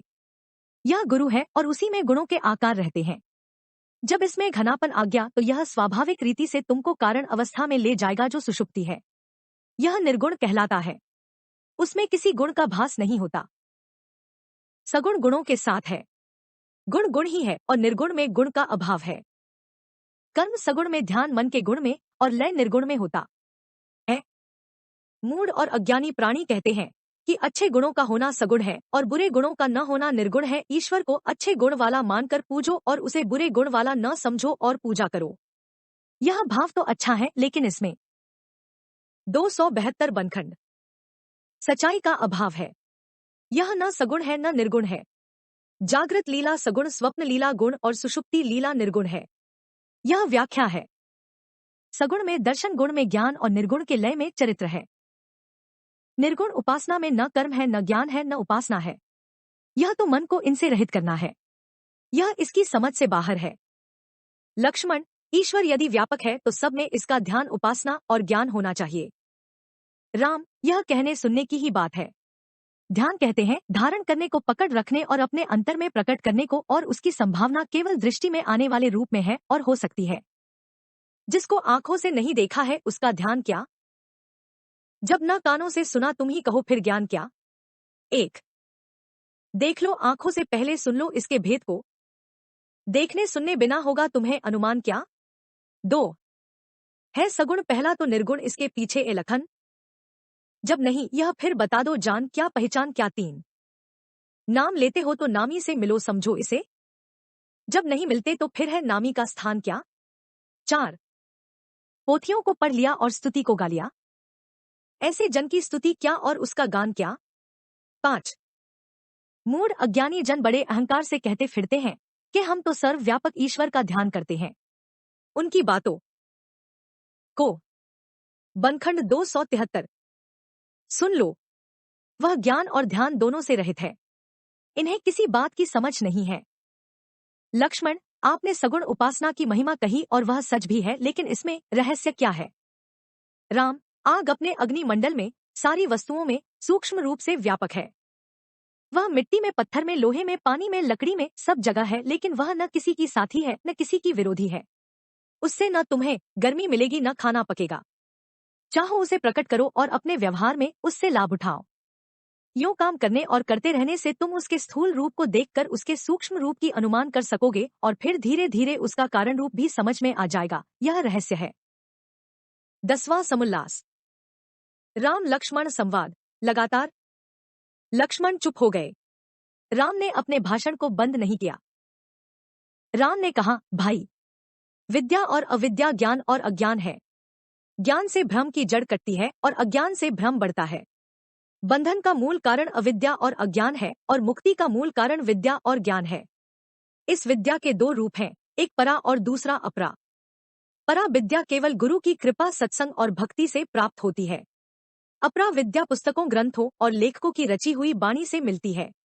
उपयोगी दोनों हैं, लेकिन परमार्थ में। 279 महारामायण। केवल पराविद्या सहायक होकर परम पद दिला देती है। एक व्यवहार है और दूसरी परमार्थ है। धर्म से मन पवित्र होता है और योग साधन से ज्ञान मिलता है। बिना धर्म और साधन के परम पद नहीं मिलता। अविद्या से संसार उत्पन्न होता है और यह गले की फांसी बनकर जीवों को दुखी करती रहती है। विद्या से इसका नाश होता है। विद्या का मंतव्य पराविद्या से है। जब पराविद्या से उपलब्धि होती है तब सारा जगत ब्रह्ममय प्रतीत होने लगता है। एको ब्रह्मा द्वितीयो नास्ति अखिलम इदम ब्रह्मा ब्रह्मा सत्यम जगत मिथ्या। और इस एक का भाव अंतःकरण में इस प्रकार प्रवेश करके दृढ़ हो जाता है कि फिर भ्रांति, अशांति और दुख व लेश नाम मात्र के लिए भी नहीं रहते। इन सब का सार भक्ति है जो हर बात का अधिकार और संस्कार प्राप्त कराती है। इससे लोक और परलोक दोनों ही का सुधार होता है। सात प्रोम का बर्ताव करते न मान है न ईर्ष्या है न। जो मन वचन और कर्म से मेरे भक्त है वह माँ बाप अड़ोसी पड़ोसी बड़े छोटे सबके हैं। उनमें न दम्भ है न कपट है, काम है न क्रोध है। उनका काम निष्काम होता है। लक्ष्मण, मेरे भक्तों के यही लक्षण हैं। और चाहे मैं अयोध्या में रहूं या वन में, चाहे तुम्हारे साथ रहूं या सीता के, सच्ची बात यह है कि मैं निरंतर रात दिन इन्हीं भक्तों के अंतर में निवास करता हूं। जिनको मुझसे मिलने की इच्छा हो वह मेरे भक्तों से मिलकर मेरी खोज करें। यह उन्हें मेरा पता देंगे और मुझ तक और मेरे परमधाम तक उन्हें पहुंचा देंगे। बनखंड। पति को गालियां। एक हूँ मैं, एक और भक्तों के निश्चिन पास मैं ही उनका शिव हूँ और मैं मानसर कैलाश हूँ। मैं नहीं हूँ जल न श्रग्नि, मैं न वायु पृथ्वी, मैं न जल थल का हूँ वासी और न मैं आकाश हूँ। प्राण हूँ, प्राणों का जीवन का हूँ, सबके तत्वसार मैं हूँ। क्या तुमको बताऊं, सांसों का मैं सांस हूँ। भक्तों के हृदय का वासी, उनके घट में है निवास। उनका रमता राम, उनका साथी और सहवास हूँ। एक हूँ कहने को भक्तों के लिए हूँ मैं अनेक। उनका मैं विश्वास निश्चय सच्ची उनकी आश हूँ। मैं हूँ उनका वह है, मेरे श्रौरों से मैं हूँ अलग। दास जो मेरे बने लक्ष्मण, मैं उनका दास हूँ। छोड़ो भ्रम और भ्रांति, भक्ति करो मेरी सदा। सुख लो और आनंद मुझसे, मैं सदा सुख राम हूँ। यह कहकर राम चुप हो गए। लक्ष्मण, मैं अज्ञानी और मूढ़ जीव हूँ, मुझे ज्ञान ध्यान की समझ नहीं है। आपने आज दया करके मुझे सबका सारांश थोड़े में पांव पड़ गए समझा दिया। इससे अधिक समझ बूझ नहीं चाहिए। हाँ, इतना हो कि मैं आपका मन वचन और कर्म से सेवक बना रहूं। इसके अतिरिक्त मुझे और कुछ नहीं चाहिए। राम ने लक्ष्मण को उठाकर छाती से लगाया, उनके सर पर दया का हाथ फेर कर कहा, एवंस्तु। इतने में सीता जी पर्ण कुटीर से बाहर आई और इनका संवाद समाप्त हो गया। द्वितीय भाग। पहला समुल्लास। सूरपनखा का पंचवटी में आना। रावण लंका का नीतिवान प्रतापी राजा था। सारे भूमंडल में इसी के नाम की बनाई बजती थी। उसने देश देशांतर के राजाओं, भुवन भुवनांतर के ऋषियों मुनियों और लोक लोकांतरों के देव और देवताओं को वश में कर रखा था।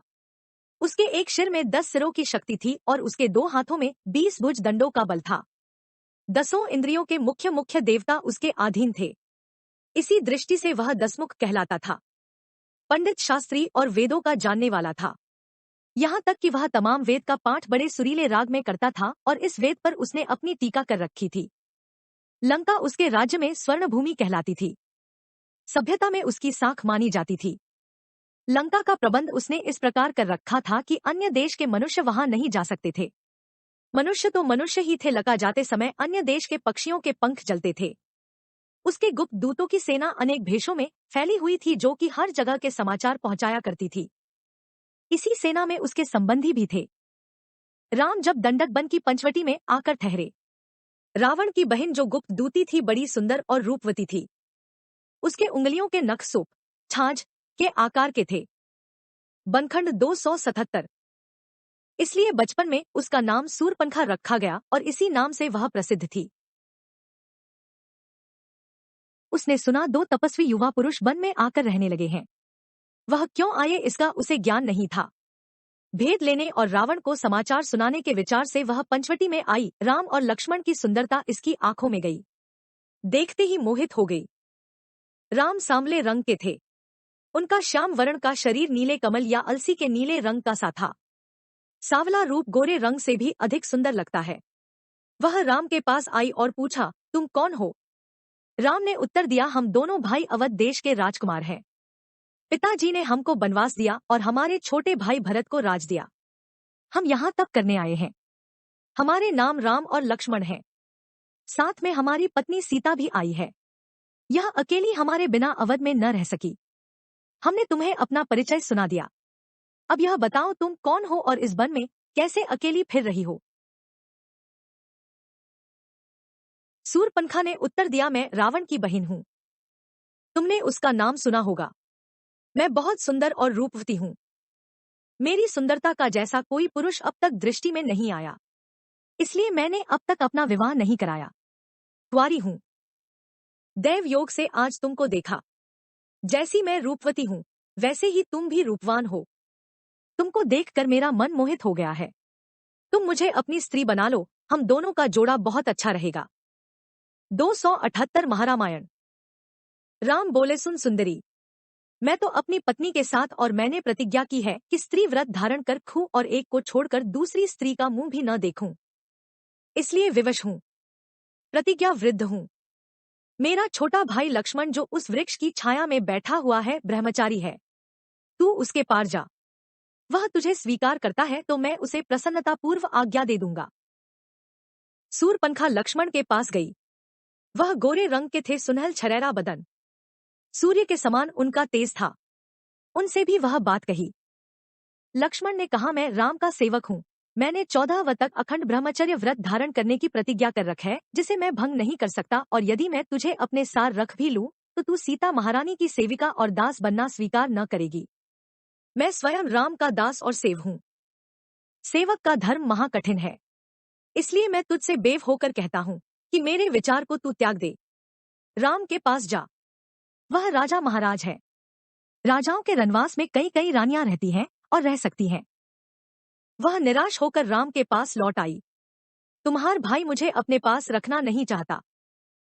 राम ने समझा बुझाकर लक्ष्मण के पास भेजा।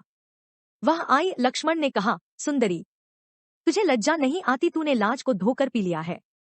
मैं ब्रह्मचारी हूँ। स्त्रीकरण तो अलग रहा, मैं स्त्री का रूप तक देखना नहीं चाहता। वह खिसियानी हो गई।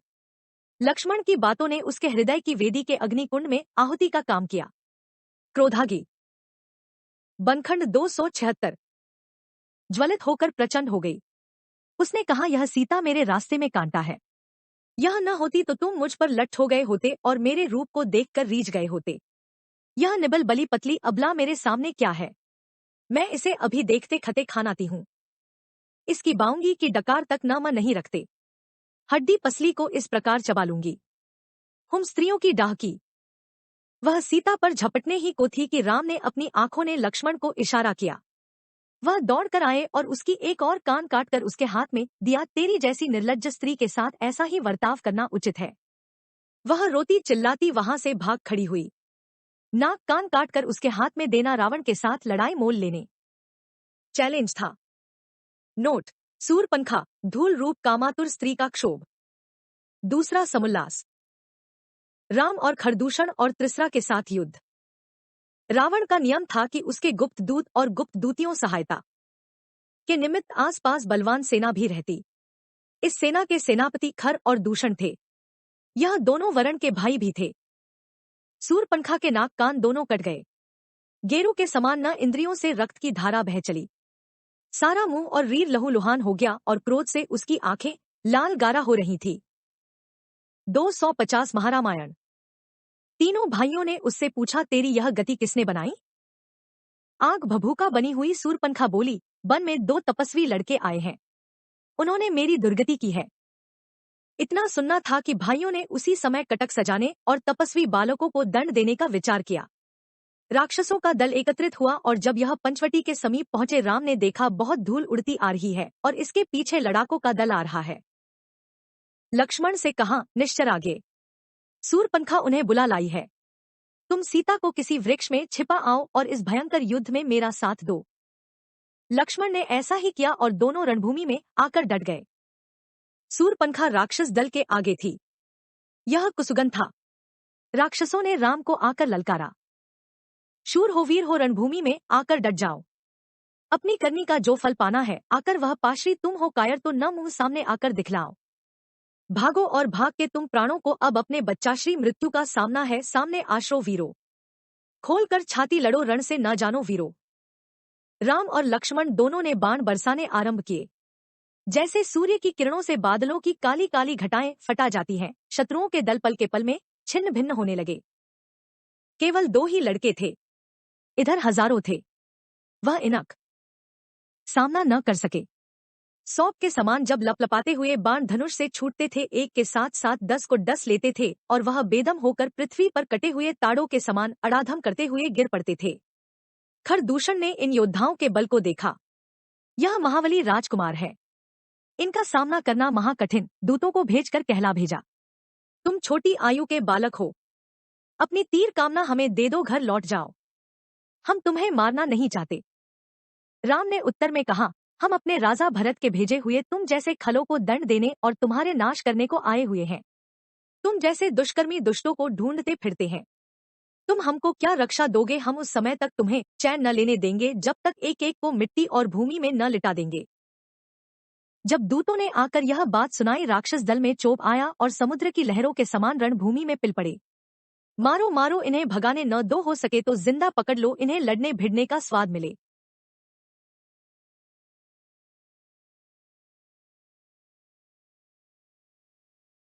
राम लक्ष्मण ने धनुष वारण संभाला। फिर वही मार धाड़ का दृश्य आंखों के सामने आया। शत्रु दल हथियारों से सजा सजाया आया था।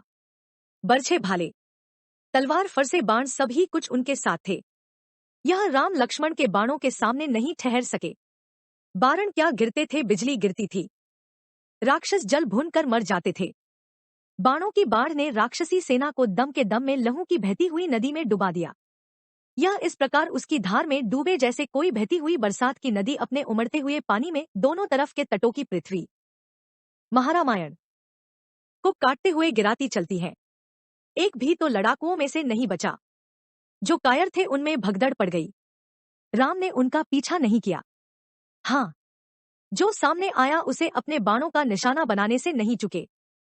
जब यह मर मिटे, आकाश के रहने वाले देवताओं ने अपनी प्रसन्नता प्रकट की, फूल बरसाए और नभमंडल से जय जय के शब्द की धुनी चारों ओर से आने लगी। अब जाकर उनको निश्चय हुआ कि राम से इनकी पूरी पूरी सहायता होगी और जिस काम के लिए उनका अवतार हुआ है वह सब प्रकार से पूरा होगा। सीता खोखले वृक्ष की कंदरा से बाहर आई। दोनों वीर उस समय वीर रस के रूप बने हुए थे। यह उन्हें देखकर प्रसन्न हुई।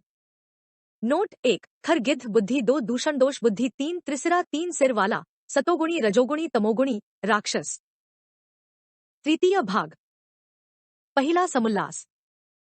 सूरपनखा आने को तो तीनों भाइयों के साथ रणभूमि में आ गई थी, लेकिन जब राम लक्ष्मण के बाण बरसने और राक्षसों के सिर कट कट कर आकाश मंडल में पंख खुले पक्षियों के समान उड़ने लगे, वह उस रणभूमि से भाग निकली और अपने निवास स्थान में ठहर कर उनकी प्रतीक्षा करने लगी। बनखंड। जब युद्ध समाप्त हुआ और धुआं उड़ने लगा, उसने समझा कि निश्चर दल सब का सब मारा गया और उनकी लाशों को आग दे दी गई। इसके पीछे भगीदड़ा पहुंचे। लड़ाई के परिणाम से उसे सूचित किया। वह घबराई, डरी और व्याकुल हो गई। स्त्री थी। शूरवीर योद्धा न स्त्रियों पर हाथ उठाते हैं और न उनका अपमान करते हैं। यहाँ पंचवटी में यह अनर्थ हुआ कि उसके नाक कान काट लिए गए। कहीं ऐसा न हो कि राम लक्ष्मण वहां पहुंचकर उसे भी ठौर ठिकाने लगा दे। वह वहां से मी भागी और लंका में पहुंची। रावण अपने महल में था। उसने जाते ही उसे उकसाना आरंभ किया। सुरापान पीकर तू मतवाला बना रहता है, खाया पिया और पांव फैला कर सो रहा। सिर पर आपत्ति मंडला रही है और तुझे अपने सिर और पांव तक की खबर नहीं है। बिना नीति के राजकाज नहीं चलना, बिना सत्कर्म के धर्म नहीं ठहरता। तप का नाश कुसंग से होता है, बिन सोचे समझे विवेक की हानि होती है। जो मनुष्य बैरी आंख पानी, ऋण, कर्ज और पाप को छोटा समझता है, उसके बचाने में ईश्वर भी असमर्थ है। देख, मैं तेरी बहन कहलाती हूँ। तेरे होते हुए मेरी क्या दशा की गई है। इतना कहकर वह रोने लगी। रावण या तो उन्मत्त पड़ा हुआ लेटा था या घबराकर उठ बैठा। यह क्या हुआ? किसने तेरे नाक कान काटे हैं? सूरपनखा ने अपने नाक और कान उसके आगे रख दिए। अवध नरेश के 2 लड़के राम और लक्ष्मण अपना देश छोड़कर दक्षिण में आए हैं। दंडक वन की पंचवटी में ठहरे हुए हैं और कछार के सिंगों के समान वन में निडर फिर रहे हैं। 284 महारामायण। उनका बल पाकर ऋषि मुनि जो अब तक तेरे वशीभूत थे, अभय हो गए हैं। यह देखने में छोटे लड़के हैं, लेकिन बल, पौरुष और पराक्रम में अद्वितीय हैं। यह सुंदर भी बहुत है और इनके साथ एक स्त्रा है जो चांद का टुकड़ा है। मैं समाचार पूछने गई। राम के भाई लक्ष्मण ने तेरी गुप्तदूती समझकर नाक कान काट लिए और वहाँ राजनीति गुप्तदूतों का दंड भी बताती है। मैं इस अपमान को सहकर खरदशण और त्रिसरा के पास गई। उन्हें अपनी दुर्गति सुनाई। उन्हें वहां मारने दौड़े और उल्टे आप मारे गए। एक वीर राक्षस भी जीता नहीं बचा। रावण महल से उठकर सभा में आया। अपने कर्मचारियों से कहा, खरदूषण और त्रिसिरा मुझसे बलवान थे। राम ने उन्हें मार गिराया। मेरी बहन के नाक कान काट लिए। यह यहाँ अनुचित काम हुआ, कहो तुम या कहते हो? सभासदों ने उत्तर दिया, जान का बदला जान, स्त्री के बदले स्त्री। उन पर चढ़ी की जाए, उन्हें जान से मार दिया जाए और उनकी स्त्री छीन ली जाए। रावण सभा से उठकर महल में आयो। रात भर विचारता रहा, यह राम लक्ष्मण कौन है जो निडर होकर इस प्रकार मेरे राज में आए हैं। उसे नींद नहीं आई। करवटें बदलता और सोचता रहा। संभव है कि महाप्रभु ने पृथ्वी का भार उतारने के लिए अवतार धारण किया है और यह लीला तेरे कल्याण के हेतु हो रही है। निशाचर होने से मैं भक्ति और ज्ञान का अधिकारी नहीं हूँ। अब और कुछ न करूंगा, उनसे वैर और विरोध ठानूंगा, लड़ूंगा, खेल खिलाऊंगा, कटूंगा, मरूंगा। इसी में मेरी भलाई है। बनखंड 285। ज्ञानी कहते हैं, कर्म का अंत कर दो। दो अंत एक साथ मिल जाते हैं। बैर भाव मेरे लिए सुगम है। मेरी भलाई उनके मित्र या भक्त बनने में नहीं है, बल्कि शत्रुता के व्यवहार में ही मेरा कल्याण है। इससे जल्द उद्धार हो जाएगा। उसे पहले जन्म की दशा और कथा का स्मरण हुआ, नींद आ गई और सो गया। दूसरा समुल्लास। राम सीता का संवाद। जिस रात को रावण सूरपनखा से राम के आने का समाचार पाकर करवटें बदलते सो रहा था, उसी रात के दूसरे दिन प्रातःकाल राम उठे। लक्ष्मण तो कंदमूल की खोज में वन को गए। सीता अकेली थी। राम ने कहा, प्रिया तू मेरी अर्धांगिनी है, मैं तेरा अर्धांगी हूँ। मैं पुरुष हूँ, तू प्रकृति है। मैं जगत में सत का रूप हूँ और तू मेरी छाया है। तू मुझसे कभी अलग नहीं है। सत और सत्ता तत्व है। इस संसार में सारे प्राणी किसी न किसी कर्तव्य के निमित्त आते हैं। जब तक वह उस कर्तव्य को नहीं कर लेते तब तक इस भूमंडल में रहते हैं, और जब उनका कर्तव्य हो पूरा हो जाता है तो या तो दूसरे लोक या मंडल में चले जाते हैं या अपने लोक को लौट जाते हैं। मैं किसी विशेष कारण से यहाँ प्रकट हुआ हूँ और तू भी इसी निमित्त आई है। मैं नर हूँ, तू नारी है। मैं नर लीला करना चाहता हूँ और तेरी सहायता चाहता हूँ। तू कुछ दिनों के लिए अग्नि में प्रवेश कर जा और तेरी छाया मात्र इस देह में रहे। 286 महारामायण। यह कहकर राम ने अग्नि जलाई और सीता उस अग्नि में प्रवेश कर गई। वह केवल छाया हो छाया रह गई और राम चित्त में प्रसन्न हुए। यह अग्नि उनके अंतर की योगाग्नि थी और पृथ्वी की अग्नि बहाना मात्र थी। राम का यह रहस्य लक्ष्मण पर भी प्रकट नहीं हुआ, क्योंकि वह वहां नहीं थे और राम यह नहीं चाहते थे कि वह इसे जाने। तीसरा समुल्लास। सोने का हिरण। सबेरा हुआ। रावण उठा और मारीच के घर गया। वह पहले कभी वहां नहीं गया था। उसे बड़ा आश्चर्य हुआ। नमस्कार करके आसन दिया, कुशल पृछी। रावण ने उत्तर दिया, राम ने मेरी बहन सूरपनखा की नाक कटवाई, मैं उनसे अपमान का बदला लेना चाहता हूँ। तू अपनी माया से सोने का हिरण बनकर राम की कुटी में जा, सीता तुझे देखकर लालच करेगी, राम तेरे मारने के लिए उठेंगे, चौकड़ी मारते हुए उन्हें दूर ले जाना और मैं सीता को हर लाऊंगा। मारीच ने कहा, सुन रावण, यह राम लक्ष्मण साधारण मनुष्य नहीं है। कहा जाता है कि राम ब्रह्मा के अवतार हैं। जब यह विश्वामित्र के यज्ञ की रखवाली के लिए आए, मैं ऋषि का यज्ञ विध्वंस करने चला। साथ में ताड़िका थी। वह लक्ष्मण के बाण से मारी गई। राम के बाण ने मुझे कई योजन की दूरी पर फेंक दिया और इन दोनों भाइयों का रूप अब तक मेरी आंखों में नाचता है। जो लड़के ताड़का और सुबाहु के मारने का बल रखते हैं और खरदूषण त्रिसिरा को बनखंड सहन में मार खिपाते हैं, वह मनुष्य नहीं हो सकते। तू राम के साथ में वैर न कर, इसमें भलाई नहीं होगी। रावण को क्रोध हुआ, मैं तुमसे मंत्र लेने नहीं आया जो गुरु बनकर उपदेश देने लगा है। तू मेरी प्रजा है। मैं आज्ञा देता हूँ कि या तो मेरा कहना मान और या मैं इसी समय तुझे प्राणहरित करूंगा। बोल क्या चाहता है?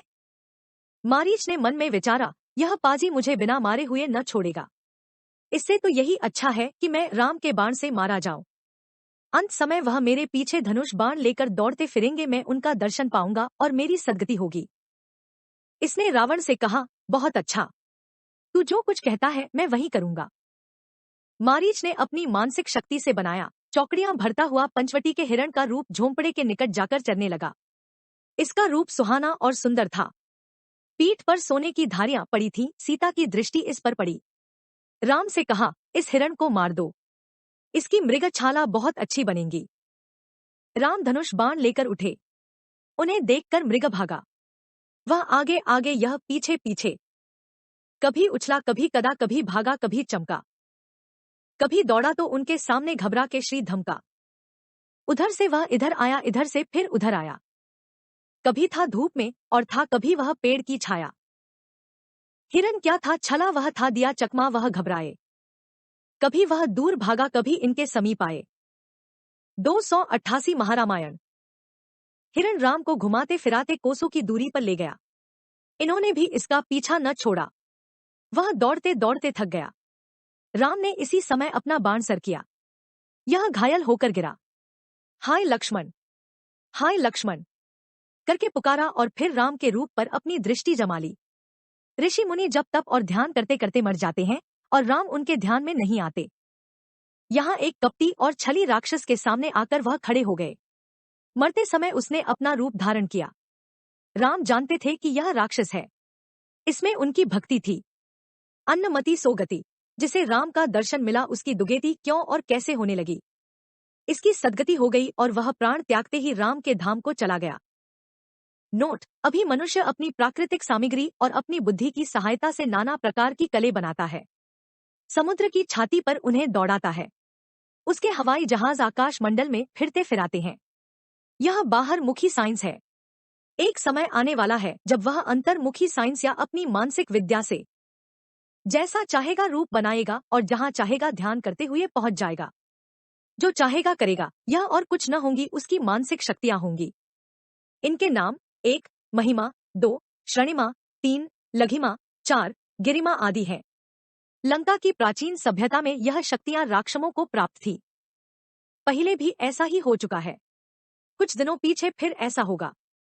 यह आश्चर्यजनक बात नहीं है। केवल मानसिक विद्या की क्रिया शक्ति के साधन से संभव है। बनखंड 286। चौथा समुल्लास। सीताहरण। मारीच ने मरते समय भयानक शब्द करते हुए लक्ष्मण का नाम लेकर पुकारा। उसकी सीता जी के कानों में भनक पड़ी। वह लक्ष्मण से कह उठी, भाई राम पर वन में कोई आपत्ति आ पड़ी है। वन चारों ओर राक्षसों से घिरा हुआ है।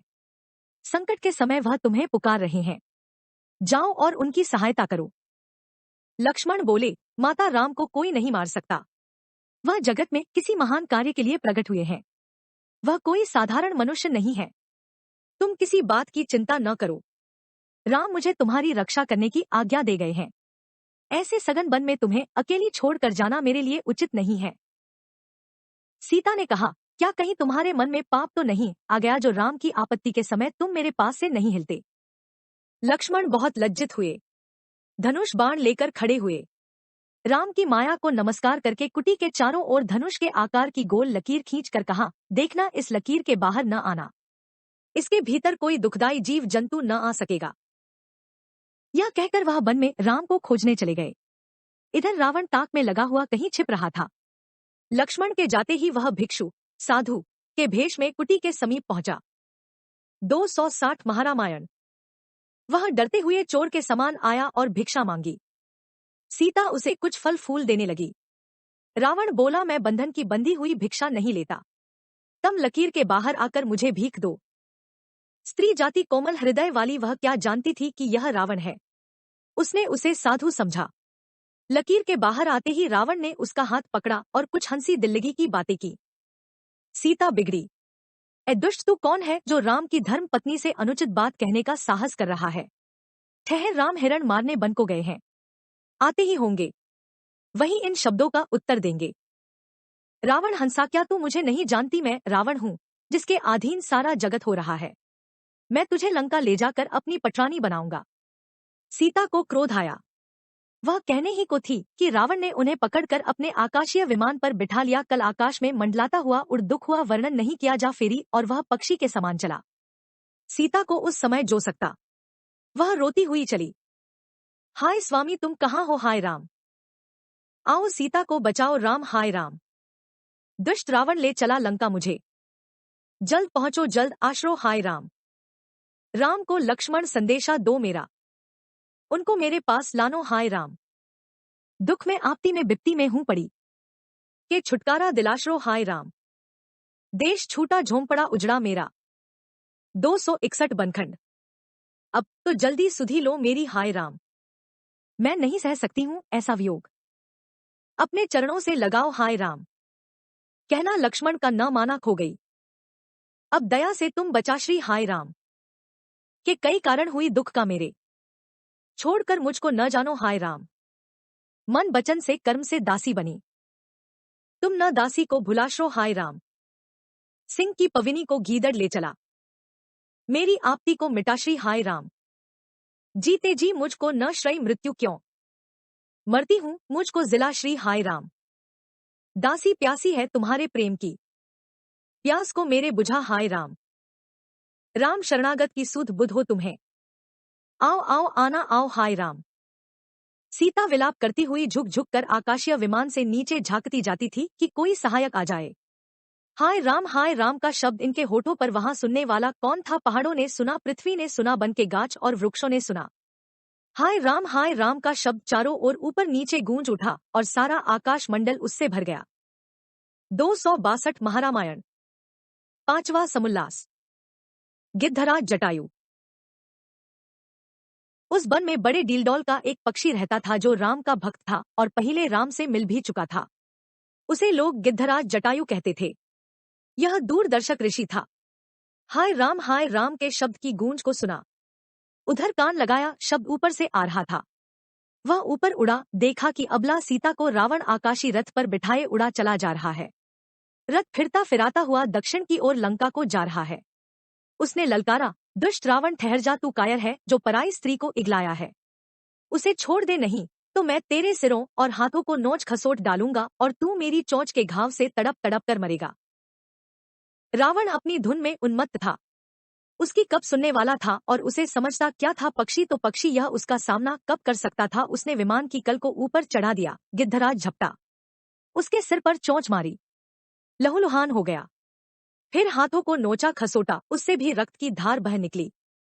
रावण काले पहाड़ के आकर का था। बहता हुआ रक्त गेरू की धार के समान जान पड़ता था। मूर्ख पक्षी, क्या तू नहीं जानता मैं कौन हूँ? जटायु ने कहा, तुझे कौन नहीं जानता? तू अधम पापी और अधर्मी राक्षस है। तेरा यह कृत्य महानीच है। छोड़ इसे, योद्धा और सूरमा है तो ठहर, राम सीता की खोज में आते होंगे और तेरी हड्डी पसली को बाणों से छेद देंगे। रावण, जा अपना काम कर, मैं अपना काम कर रहा हूँ। बनखंड 063। जटायु, तू नर्क को जा रहा है। मैं कभी भी जीते जी तेरा पीछा न छोड़ूंगा। मर मिंटूगा, सीता को जाने न दूंगा मैं कभी। दुष्ट, मारूंगा तुझको, मार डालूंगा श्रभी। तूने क्या समझा है मुझको? काल तेरा मैं बना, ले संभलना, चोचों से काटूंगा मैं तेरा गला। यह कहा और उसकी गर्दन पर चोंच मारी। वह व्याकुल हो गया, कमर से कृपान निकाली और उसके पंखों को काट गिराया। पक्षी का बल उसके पंख ही होते हैं। वह घायल होकर नीचे गिरा और होए राम हाय राम करने लगा। ऊपर हाय राम, नीचे हाय राम। सीता की पुकार और जटायु की हाहाकार के शब्द गृंज उठे। वह पृथ्वी पर गिरा और चित्त हो गया। रावण आकाश मार्ग से सीता को भगा ले गया और लंका की अशोक वाटिका में ले जाकर रखा। त्रिजटा, 3 सिर वाली राक्षसी को उसकी सेवा के लिए नियत किया कि वह भागने न पावे और पहरा चौकी रहे। रावण ने सीता को बहुत फुलसाया, लालच दिया, पटरानी बनाना चाहा। सीता जी उससे घृणा करने लगी। रावण ने कहा, मेरी रानी बन के रह, इसमें तेरा कल्याण है। राम क्या है, निबल नर है, उनका तुझको ध्यान है। सीता बोली, दुष्ट पापी दूर हो और सामने मेरे न आ। मृत्यु तेरी आ गई है, उससे तू शरण जान है। महारामायण। रावण, मारने वाला मेरा कोई नहीं संसार में। हाथ से तुझको न दूंगा, तू तो मेरा प्राण है। सीता, राम मारेंगे तुझे, छेदेंगे तुझको बाण से। है धनुष उनका बलि, श्रौर उनका चोखा बाण है। रावण, राम क्या है, आएंगे खाऊंगा उनको स्वाद से। कौन रावण से बलि, जग में कोई बलवान है। सीता, तू है गीदड़, तू है कायर, तुझ में बल का काम क्या? दुष्ट, तेरा थाना मेरे सामने अपमान है। वह जब जब सीता के पास आया, उन्होंने इसी प्रकार के वचनों से उसका निरादर किया। अशोक की छाया में बैठी हुई सीता जी राम के आने का रास्ता देखने लगी। चौथा भाग। पहला समुल्लास। राम को सीता के वियोग का दुख। राम ने हिरण को मारा, मृग चर्म हाथ नहीं आया। हाँ, उसे राम धाम को भेज दिया और आप पर्णकुटी की ओर फिरे। राह में लक्ष्मण मिले। राम ने कहा, भाई तुमने यह क्या किया? सीता को वन में अकेली छोड़कर यहाँ आना नहीं था। यह जंगल भयानक है और राक्षसों से घिरा हुआ है। इनसे लड़ाई मोल ले। बनखंड 265 ली गई है। वह बदला लेने के विचार में होंगे। अब सीता का हाथ लगना कठिन है। कौन जाने उनकी क्या दशा होगी। लक्ष्मण ने अपनी बेवसी प्रकट की। राम कुटी में आए। वहां कोई भी नहीं था। इधर उधर देखा, वह दिखाई नहीं दी। कुटी के चारों ओर घूम फिर कर खोज की। इनका नाम लेकर पुकारा। जब वहां कोई हो तो उत्तर दे। राम ने कहा, सीता तुम कहाँ हो? और वही शब्द गूंजकर उन्हें सुनाई दिया, सीता तुम कहाँ हो? जैसे कोई किसी को चिढ़ाता हो। यह घबराए कुटी में ठहरना असंभव था। सुनसान कुटी खड़ी हुई थी। बेजान सी वह पड़ी हुई थी। बन था वह विचित्र श्रौर सघन बन, जो भूले वह खोए अपना तनमन गया रामचंद्र का खो। होकर दुखी अंत में पड़े रो, सीता तू कहाँ छिपी है जाकर? पा जाऊं पता मिलूं, मैं आकर आया यहाँ, कौन ले गया कौन चकमा मुझे आके दे गया, कौन है चंद्रमुखी दुखी बहुत हूँ। बतला दे पता कि जाके खोज में जोड़ा मेरा मिलके कैसा बिछुड़ा। तू प्राण है प्राण से भी प्यारी, इंद्र कहाँ किससे जाके पूछूं। सुलझा हुआ काम कैसा बिगड़ा, आपती पड़ी है तुझ पे भारी, तू है कहाँ चल के तुझको खोजूं। यो विलाप करते हुए नदी नाले और पर्वत लांघते हुए राम सीता की खोज में निकले।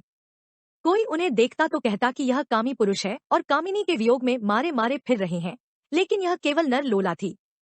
जैसा कांच काछे वैसा नाच नाचे, जैसा स्वांग भरे वैसा खेल करे। वह आगे बढ़े। देखा कि गिद्धराज जटायु पृथ्वी पर घायल पड़ा हुआ हाय राम कर रहा है। पूछा, किसने तेरी यह गति बनाई है? इसने आंख खोली, सुधी बुद्धि आई। राम को सामने खड़ा देखकर नमस्कार करके बोला, भगवान यह दुर्गति रावण ने की है। मैं इधर उड़ा जा रहा था। आकाश मंडल में हाय राम की शब्द गूंज रहा था। ध्यान करके देखा कि रावण सीता को पुष्पक विमान में बिठाए लिए जा रहा है। वह धाड़े मार मारकर रोती और चिल्लाती थी। मैंने रावण को समझाया, इस अबला को छोड़ दे, इसे न सता। उसने मेरी नहीं सुनी। मैंने अपनी चोंच से इस पर आक्रमण किया। वह घायल हो गया और तलवार निकालकर मेरे दोनों पंख काट दिए। सिर और गले पर वार किया। मैं गिर पड़ा और वह उस सती को उड़ाकर ले गया। यह मेरा वृतांत है। राम ने उसे संतोष दिया। अब तू इस क्षणभंगी शरीर और इस संसार की ममता को त्याग दे। मैं रावण के कुल का नाश किए बिना न रहूंगा। संसार में इसी निमित्त मेरा जन्म हुआ है। जटायु ने लंबी सांस भरी। राम को खुली आंखों से देखा। स्तुति करते और उनका गुण गाते हुए हिचकियां ली और उसकी आंखें फिर नहीं खुली। सारा शरीर क्षण मात्र में ठंडा हो गया। लक्ष्मण ने बन की लकड़ियां चुनी, चिता बनाई, उसके मृतक शरीर को उस पर रखा, दोनों कटे हुए पंखों से उसे ढक दिया और राम ने चकमक पत्थर से आग निकालकर उसका दग्ध कर्म किया और वह थोड़ी ही देर में राख का ढेर बन गया। आए हैं जो जाएंगे साधु राजा रंक। रहना है 2-4 दिन, जाना है निशंक। एक स्वर्ग को जाएगा एक नर्क में वास। कोई सुखी होकर मरा कोई मरा निराश। बनखंड। जो जन्मा सो मरेगा, मरना विश्वाबीस बटा। भजी भजी मर नर बावले, भज सतगुरु जगदीश। दूसरा समुल्लास। शबरी भीलनी से मिलाप। राम लक्ष्मण सीता को खोजते हुए आगे बढ़े।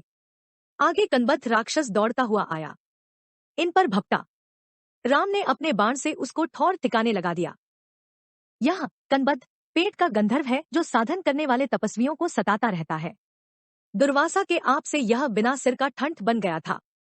दुखी करना मारना, सिर को जिससे दुख पहुंचे वह कनबद्ध है। यह और कुछ नहीं है मनुष्य शरीर में यह पेट है जो अपना ही गीत गाता रहता है और मस्तिष्क में रहने वाली शक्तियों, चित्त, मन, बुद्धि और अहंकार को दुखी करता रहता है। दुबोसा, दुर, बुरी और वासा, वासना ऋषि थे जो खाते बहुत थे। उसके हाथ से बहुत तंग हुए और उसे आप दिया। वह राक्षस हो गया। यह राम पर झपटा। राम ने उसे उसी वन में मारकर संतुष्ट कर दिया और फिर उसने इनके सताने का नाम नहीं लिया। प्रेमियों के 3 लक्षण को सुनो। बोलना कम, नींद और आहार खो, खाओ कम और बोलो कम और सोओ कम। जब में तप में जब भरो साधन का दम। साधन में प्यार इनका है बुरा, साधु इनसे बच के रहता है सदा। कन्वद्ध के आक्रमण से बचकर यह शबरी भीलनी के 268 महारामायण झोंपड़ा पर आए। यह जंगल की भीलनी थी जिसे अपने रूप का भी चेत नहीं था। भीलनी तो भीलनी होती है, हाँ उसमें प्रेम और प्यार बहुत था। जिधर झुकी उधर झुकी, दिखावा नहीं, बनाव श्रृंगार नहीं, बनने ठनने की इच्छा से रहित, एक धुन एक ध्यान और एक दशा में रहने वाली समझ बूझ, सब अपने इष्ट के निमित्त अर्पण किए हुए, जीते जी मरी हुई। राम इससे मिलकर बहुत प्रसन्न हुए। यह उन्हें देखकर मग्न हो गई। तन मन की सूध तो पहले भी नहीं थी, दर्शन पाते हुए अपने आप को भूल गई। जब चेत आया आसन पर बिठाया, फल फूल कंद मूल लाकर आगे रखे। कहते हैं यह इतनी सरल स्वभाव वाली थी कि इसने राम को अपने झूठे बैर खिलाए और राम उसके प्रेम स्वरूप को देखकर मग्न हो गए। जब मनुष्य सुवासना सत्संग दीक्षा चित्रकूट का मनन विराध विरोधी वृत्ति सूरपंखा वध स्थूल रूप काम अग का नाश खर गधापन दूषण द्वेष वृत्ति त्रिसरा सतरजतम के त्रिगुणात्मक विकार का नाश कर लेता है, तब इसमें प्रमाद आ जाता है। इससे रावण रजोगुण प्रधान होकर उसकी सीता सुषुम्ना वृत्ति को हर लेता है।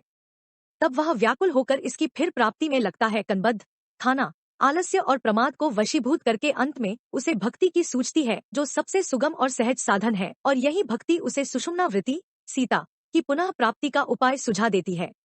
इसी भक्ति का नाम शबरी है।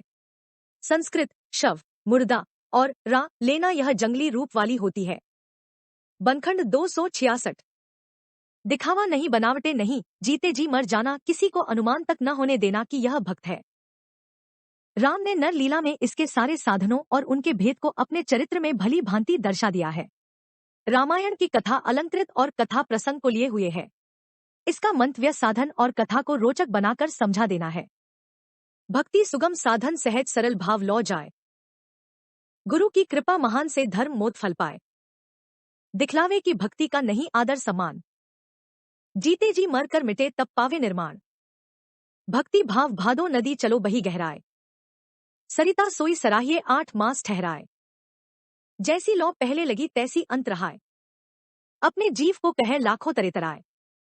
दिखलावे की भक्ति को भक्ति प्रेम मसी जान, भक्ति है जीते जी मरण यह निश्चय कर जान। माला पहिनी 7 लर यह माला है छल, मन माला को फेरिए भक्ति का तब मिले फल। तिलक त्रिपुंड लगाए कर माथा लिया सजाए, भक्ति सुषुम्ना साधना पिंगला ईड़ा बिलगाए। शबरी ने राम से कहा, मैं नीच अधम हूं, न मेरा कुल है न मेरी जाति है। भीलनी तो भीलनी, न मुझ में बुद्धि है न कर्म है न उचित अनुचित की समझ है। मैं तो तुम्हारी स्तुति करना भी नहीं जानती, तुम्हें कहूं भी तो क्या कहूं, भीलनी हूं। माँ बाप विवाह करने लगे, सैकड़ों भेड़ बकरे मारने के लिए बांधे गए कि मेहमानों को उनका मांस खिलाया जाए। हजारों मटके मदिरा से भर कर रखे गए। 300 महारामायण कि उन्हें पिलाया जाए। मुझे यह अच्छा नहीं लगा। जिस उत्सव में इतना प्राण बध हो उसका अंत में परिणाम भी दुख ही होगा। मैं रात को उठी, बंधे हुए पशुओं को खोलकर भगा दिया, वन में भाग आई। गुरु मिले, उनकी सेवा टहल करने लगी। उनका नाम मतंग संस्कृत मदी सुखी रहना सुखी करना ऋषि था। मुझे देखकर सुखी हुए, जाति पांति का विचार नहीं किया। सेवा टहल स्वीकार की, वह तो परमधाम को गए। मुझसे कह गए कि तू धीरज रख, राम रमने वाले सुख स्वरूप भगवान तुझे आकर दर्शन देंगे। मैं वर्षों से तुम्हारी राह देख रही थी, बहुत दिन लगे, तुम आए, दर्शन दिया। अच्छा किया तुम राम हो, आनंदघन हो। देख लिया, संतुष्ट हो गई, इच्छा पूरी हो गई। अब और कुछ नहीं चाहिए, जो कुछ होना था हो चुका, बस इतना ही बहुत है। राम कहत बीता दिवस सोवत बीती रात, राम दर्श बिनु क्या करूं समझ न आए बात। जिभ्या में छाले पड़े नाम पुकार पुकार, आंखों में छाई पड़ी पंथ निहार निहार।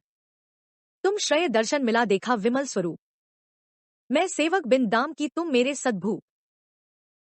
तुम ये शीतल भई मिल गया सुख आनंद, चित चकोरिनी दृष्टि में तुम मेरे हो चंद। तुम ही पूर्ण काम हो, तुम हो मोक्ष प्रभाव, अर्थ धर्म तुम हो मेरे पड़ गया पूरन दाव। शबरी ने फिर कहा, तुम मुझे मिले सब कुछ मिल गया, अब न कुछ मुझे मांगना है न याचना है। बनखंड 301। तुम हो मेरे मातु पितु, तुम विद्या, तुम धन, तुम शरीर नस नाड़ी हो, तुम हो मेरे मन, तुम भाई, तुम सखा हो, तम संबंधी मीत, मिल गए तुम, सब कुछ मिला, हो गया शीतल चीत। राम ने कहा, मैं भी कर्म धर्म ज्ञान वैराग्य की तरफ ध्यान नहीं देता। मैं केवल भक्ति का नाता मानता हूँ। भक्ति में जात पात नहीं है, यह सामाजिक व्यवहार है। इसका अधिकार संस्कार भक्ति में नहीं रहता। भक्ति करना ही सच्चे भक्तों का अधिकार संस्कार है। यह भक्ति गुरु की कृपा से मिलती है, और तुझे मतंग ऋषि से मिली, जो आनंद रूप मतवाले हाथी के समान मस्त और सुखी रहते थे। वह संत थे। मेरे भक्त संतों को मुझसे अधिक मानते हैं। यह भक्ति 9 प्रकार की होती है। पहली 5 इंद्रियों की भक्ति, जो तत्वों से संबंध रखती है। यह सेवा टहल है। आंख से रूप को देखना, कान से वचन सुनना, हाथों से पांवों को छूना, नाक से चढ़ाए हुए फूलों को सूंघना और जिह्वा से चरणामृत का रस लेना। जो इस प्रकार की इंद्रिय भक्ति करता है, उसे फिर 4 प्रकार की ऊंची मानसिक भक्ति का आप अवसर मिल रहता है। चित्त से गुरु के शब्द वचन का चिंतन, मन से गुरु की वाणी का मनन, बुद्धि से सार पदार्थ को छांटकर निर्णय करते रहना और उसके अनुसार अपनी रहनी बना लेना, और अहंकार से इष्ट पद का अभिमानी बनकर उसमें आरूढ़ हो रहना। यह 9 प्रकार की नवधा भक्ति कहलाती है। जो ऐसी भक्ति करता है, उसके लिए कुछ दुर्लभ नहीं है। तू मुझे प्यारी है, और तुमसे बढ़कर मैं और किसी को नहीं जानता। 302 महारामायण। शबरी हंसी, उल्टी सुल्टी बात, मेरा काम तो तुम्हारा दर्शन पाकर हो गया, और जब मैं और तुम दोनों एक हैं, तो मुझे तो कुछ नहीं चाहिए। मेरे सर्वस्व तुम हो। अब तुम अपना काम कहो, क्या चाहते हो।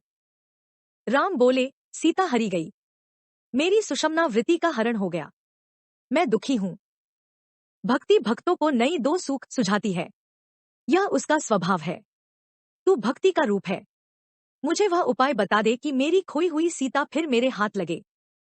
शबरी मुस्काई, तुम जानकर अनजान बनते हो, यह तुम्हारी लीला मुझे बड़ी प्यारी लगती है। जानबूझकर पूछी बात, मैं क्या कहूं खोल विख्यात। पंपापुर में करो निवास, वहां सुग्रीव बनेगा दास। उसके संग तुम करो मिताई, मन बच कर्म करे सेवकाई। सो सीता का खोज लगाए, बिगड़ा हुआ सब काज बनाए। बानर कुल की यह है रीति, निज स्वामी हित पाले प्रीति। बानर साध सदे संच काम, बानर मीत बनाओ राम। बिन सुग्रीव काज नहीं होगा, वह नहीं देगा तुमको धोखा। राम शबरी की बात सुनकर प्रसन्न हुए। शबरी ने फिर उनसे सरल भाव से और नम्र वाणी से कहा, सुनो राम, अब तक तुम मुझ में बसते थे। मेरा हृदय वर्षों से तुम्हारा निवास स्थान बना था। अब मैं इस शरीर को रखना नहीं चाहती। मतंग ऋषि कह गए थे कि राम का मिलना तेरी अंतिम अवस्था है। अब मैं अपनी बारी पर तुम में बसना चाहती हूँ। भक्त और भगवंत का परस्पर संबंध होता है, कभी नदी नाव में, कभी नाव नदी में। बनखंड 303। अब तक लोग मुझे देखते थे, अब कोई न देखे। देखने दिखाने से मुझे चिढ़ सी हो गई है, चित्त उपराम हो गया है। पहले मैं थक थक गई, सुमिर दो कर नाम। आप मिलोगे कौन दिन मेरे प्यारे राम। राम मिले ममता गई रगता, राम को देख अलख लखा लालच लगी, सूझा अगम श्रलेख। तुम तो मुझ में रम गए, तुम में रमूं मैं राम। रग रग कर रम दो रहूं, मन पावे व्याम। मेरे सामने खड़े हो जाऊं मैं तुमसे, और तुम्हारे रूप से आंख लड़ाऊं। यक तक दृष्टि से तुम्हें देखकर तुमको खमे, हृदय में एड़ी चोटी में बसा लूं और तुम में समा जाऊं। नैनो दर आव तू नैन झाप तो ही लूं, ना मैं देखूं और को ना तो ही देखन दूं। राम उसके सामने वीर रूप में धनुषवाण लेकर खड़े हो गए। वह दर्शन करने लगी। दृष्टि से दृष्टि मिली, दृष्टि साधन हो गया। 3 हिचकियां आई, आंखें बंद हो गई और शबरी ने प्राण त्याग दिए। राम ने अपने हाथ से चिता बनाई। मरी हुई शबरी शव मृत्यु रा लेना को उस पर लिटा दिया। आग दी, ज्वाला प्रकटी। शरीर का सार तत्व अग्नि विमान पर चढ़कर कहां चला गया कौन जाने। वहां देखने में तो राख का ढेर प्रतीत हुआ और उसका प्राण राम के प्राण में मिल गया। तीसरा समुल्लास, बसंत ऋतु और राम का विरह। शबरी का अंत्येष्टि संस्कार करके राम और लक्ष्मण ने उस वन से भी कच किया। दोनों भाई साथ साथ चले। वह 304 महारामायण। चलते हुए कछार के 2 निडर सिंहों के समान प्रतीत होते थे। यह तो निडर स्वभाव ही से थे, वन के पशु पक्षी भी इनके प्रभाव को देखकर निडर हो गए। कोई इन्हें देखकर भागता नहीं था, बल्कि इनके सुहावने सुंदर रूप को देखकर यकटक देखने लग जाता था। यह एक दिन घने जंगल में पहुंचे। वह रमग्रीक था। वर्षा ऋतु का समय, पृथ्वी हरी भरी, वृक्ष हरे भरे, पत्ते फल फूलों से लदे हुए, यह घूमते फिरते हुए चले जा रहे थे।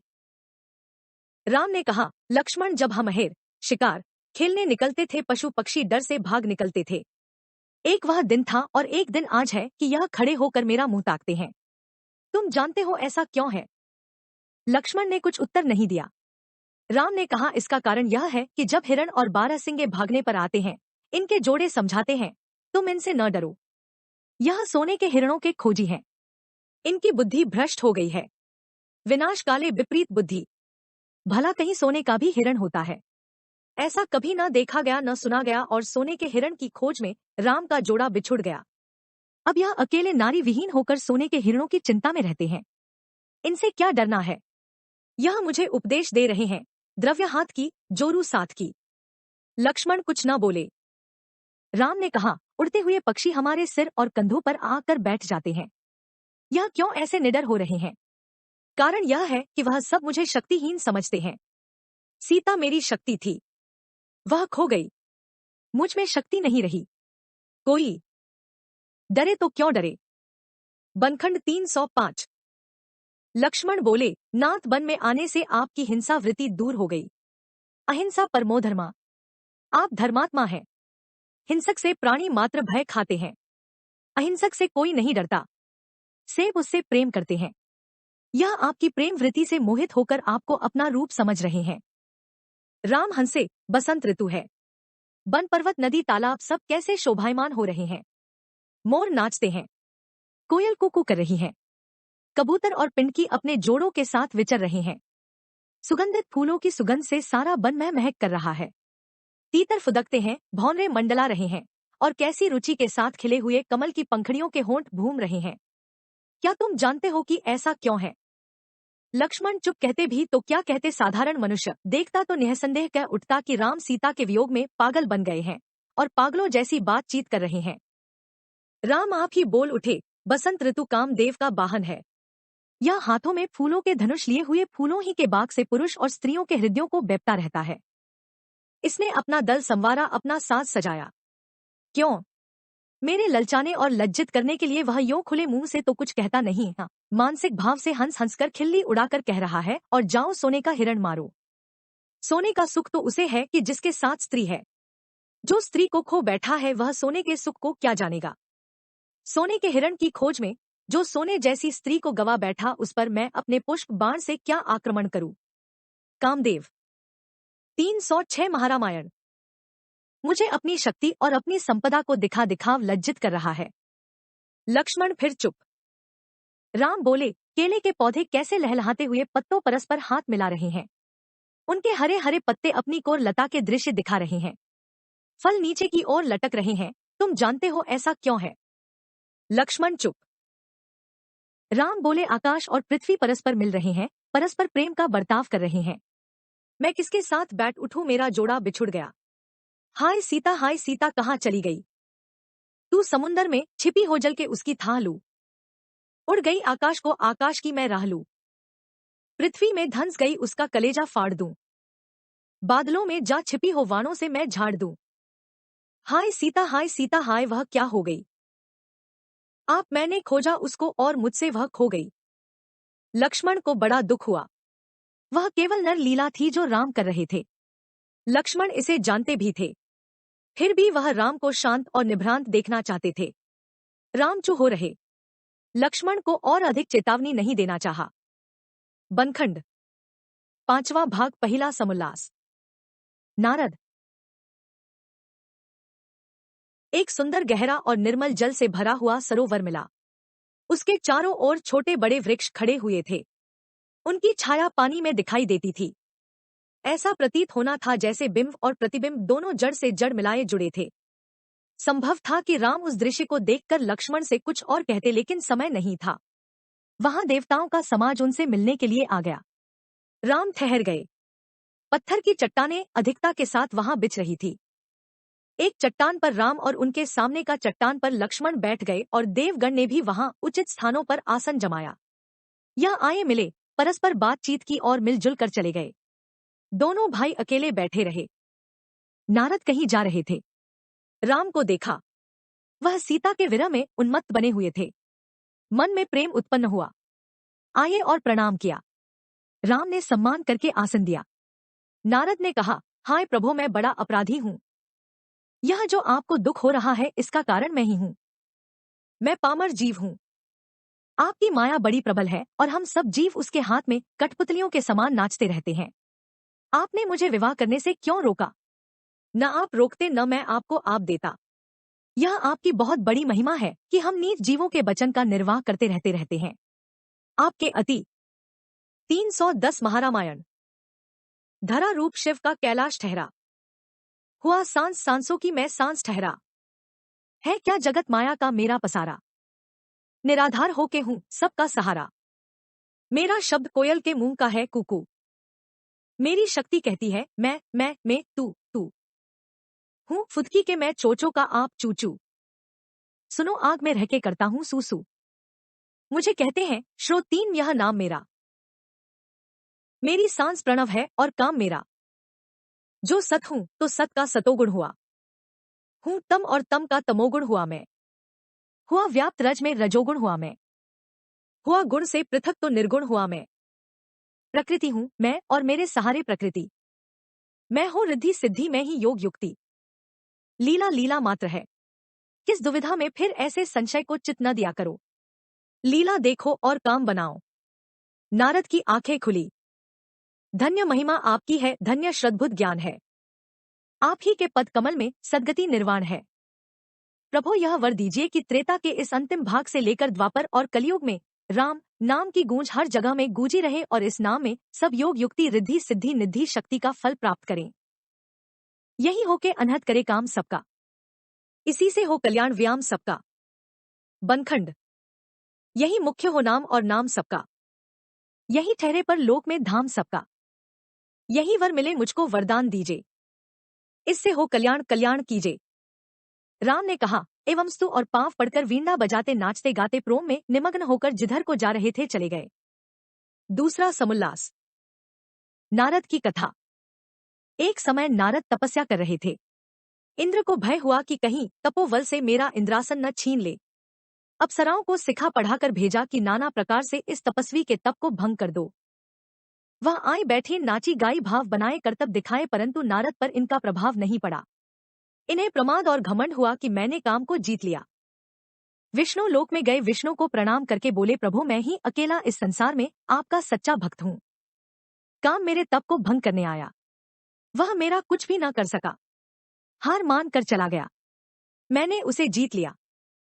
विष्णु हंसे मुस्कुराए तुम्हारे लिए काम को जीत लेना कितनी बड़ी बात है। संत जो चाहे कर सकते हैं। नारद घमंड में चूर नमस्कार करके लौटे। विष्णु ने माया को प्रेरणा की जाओ अभी इस घमंडी के गर्भ पात्र को तोड़ फोड़ कर दो। माया ने अपना चमत्कार दिखाया। नारद के रास्ते में। महारामायण। एक सुंदर और विचित्र नगर रच दियो। यह भौचक्के रह गए। जंगल में यह मंगल कैसा नगर में गए राजा से मिले। इसने अपनी शोभा रूप कन्या को दिखाकर पूछा इसे कैसा वर मिलेगा। कल स्वयंवर होगा। नारद ने कन्या का हाथ पकड़ा। उसकी काम वृत्ति भी इनके रंग रंग में दौड़ गई। कहने को तो यह कह दिया कि यह लक्ष्मी है लेकिन मोहित हो गए। मन में सोचने लगे क्या अच्छा हो जो यह कन्या मुझे अपना वर बना ले। विष्णु महासुंदर है। चलो उनसे उनका रूप मांग कर कल स्वयंवर में जाऊं और इसे व्याहूं। विष्णु लोक में गए। विष्णु से प्रार्थना की अपना रूप मंगनी दीजिए। विष्णु का नाम हरि भी है और हरि बंदर को भी कहते हैं। उनको वर दिया। इनका मुंह बंदर जैसा हो गया। यह आए। स्वयंवर शाला में ऊंची जगह बैठे। राजकन्या 3 बार घूमी फिरी। यह उछल उछल कर मुंह बनाते और आंखें मटकाते रहे। वह हंसकर चली जाती थी। अंत में विष्णु के गले में जयमाला डालकर उनके साथ स्वर्ग को चली गई। नारद निराश होकर बड़बड़ा उठे मुझसे अधिक सुंदर आज इस संसार में कौन है। कन्या ने मुझे क्यों नहीं व्याहा। पास ही विष्णु के 3 द्वारपाल इनका उछलना कूदना देखकर मुस्कुराते और हंसी ठट्ठा करते रहे। इनसे कहा बंदर राज पानी में जाकर अपना रूप तो देखो। यही गए पानी में अपना रूप देखा। सब रूप था लंगूर का और दुम की कसर थी। लौटे द्वारपालों को आप दिया, जाओ राक्षस हो जाओ, और क्रोधाग्नि में भरकर विष्णु की सभा में पहुंचकर दुर्वचन। बनखंड 313। कहा, छली कपटी मुझे बंदर बनाया, मेरी चहती कन्या को हर लिया। जाओ नर शरीर में प्रवेश करो और बंदरों से सहायता लो। विष्णु हंसे एवं स्तु और माया ने अपना प्रभाव समेट लिया। विष्णु बोले, तुमको हो क्या गया, अभी गए अभी आए, आसन गर्म का गर्म है। यह कुछ न बोले, लज्जित होकर बाहर आए। तीनों द्वारपाल मिले। अब नारद थे, बंदर नहीं रहे थे। अपराध की क्षमा मांगी। नारद को दया आई। कहने लगे, राक्षस तो तुम अवश्य होगे, विष्णु से बैर भावना करना, 3 जन्म में तुम्हारा उद्धार होगा। यह रामावतार नारद के आप से हुआ था, जिसका वर्णन संकेत मात्र पहले समुल्लास में आ गया है, और विष्णु के सेवक देवता बंदरों के रूप में प्रकट होकर दक्षिण देश में इनकी प्रतीक्षा करने लगे। तीनों द्वारपाल रावण, कुंभकर्ण और विभीषण हो गए, जिनकी लीला आगे के खंडों में आएगी। महारामायण तृतीय, बन साधन, खंड समाप्त।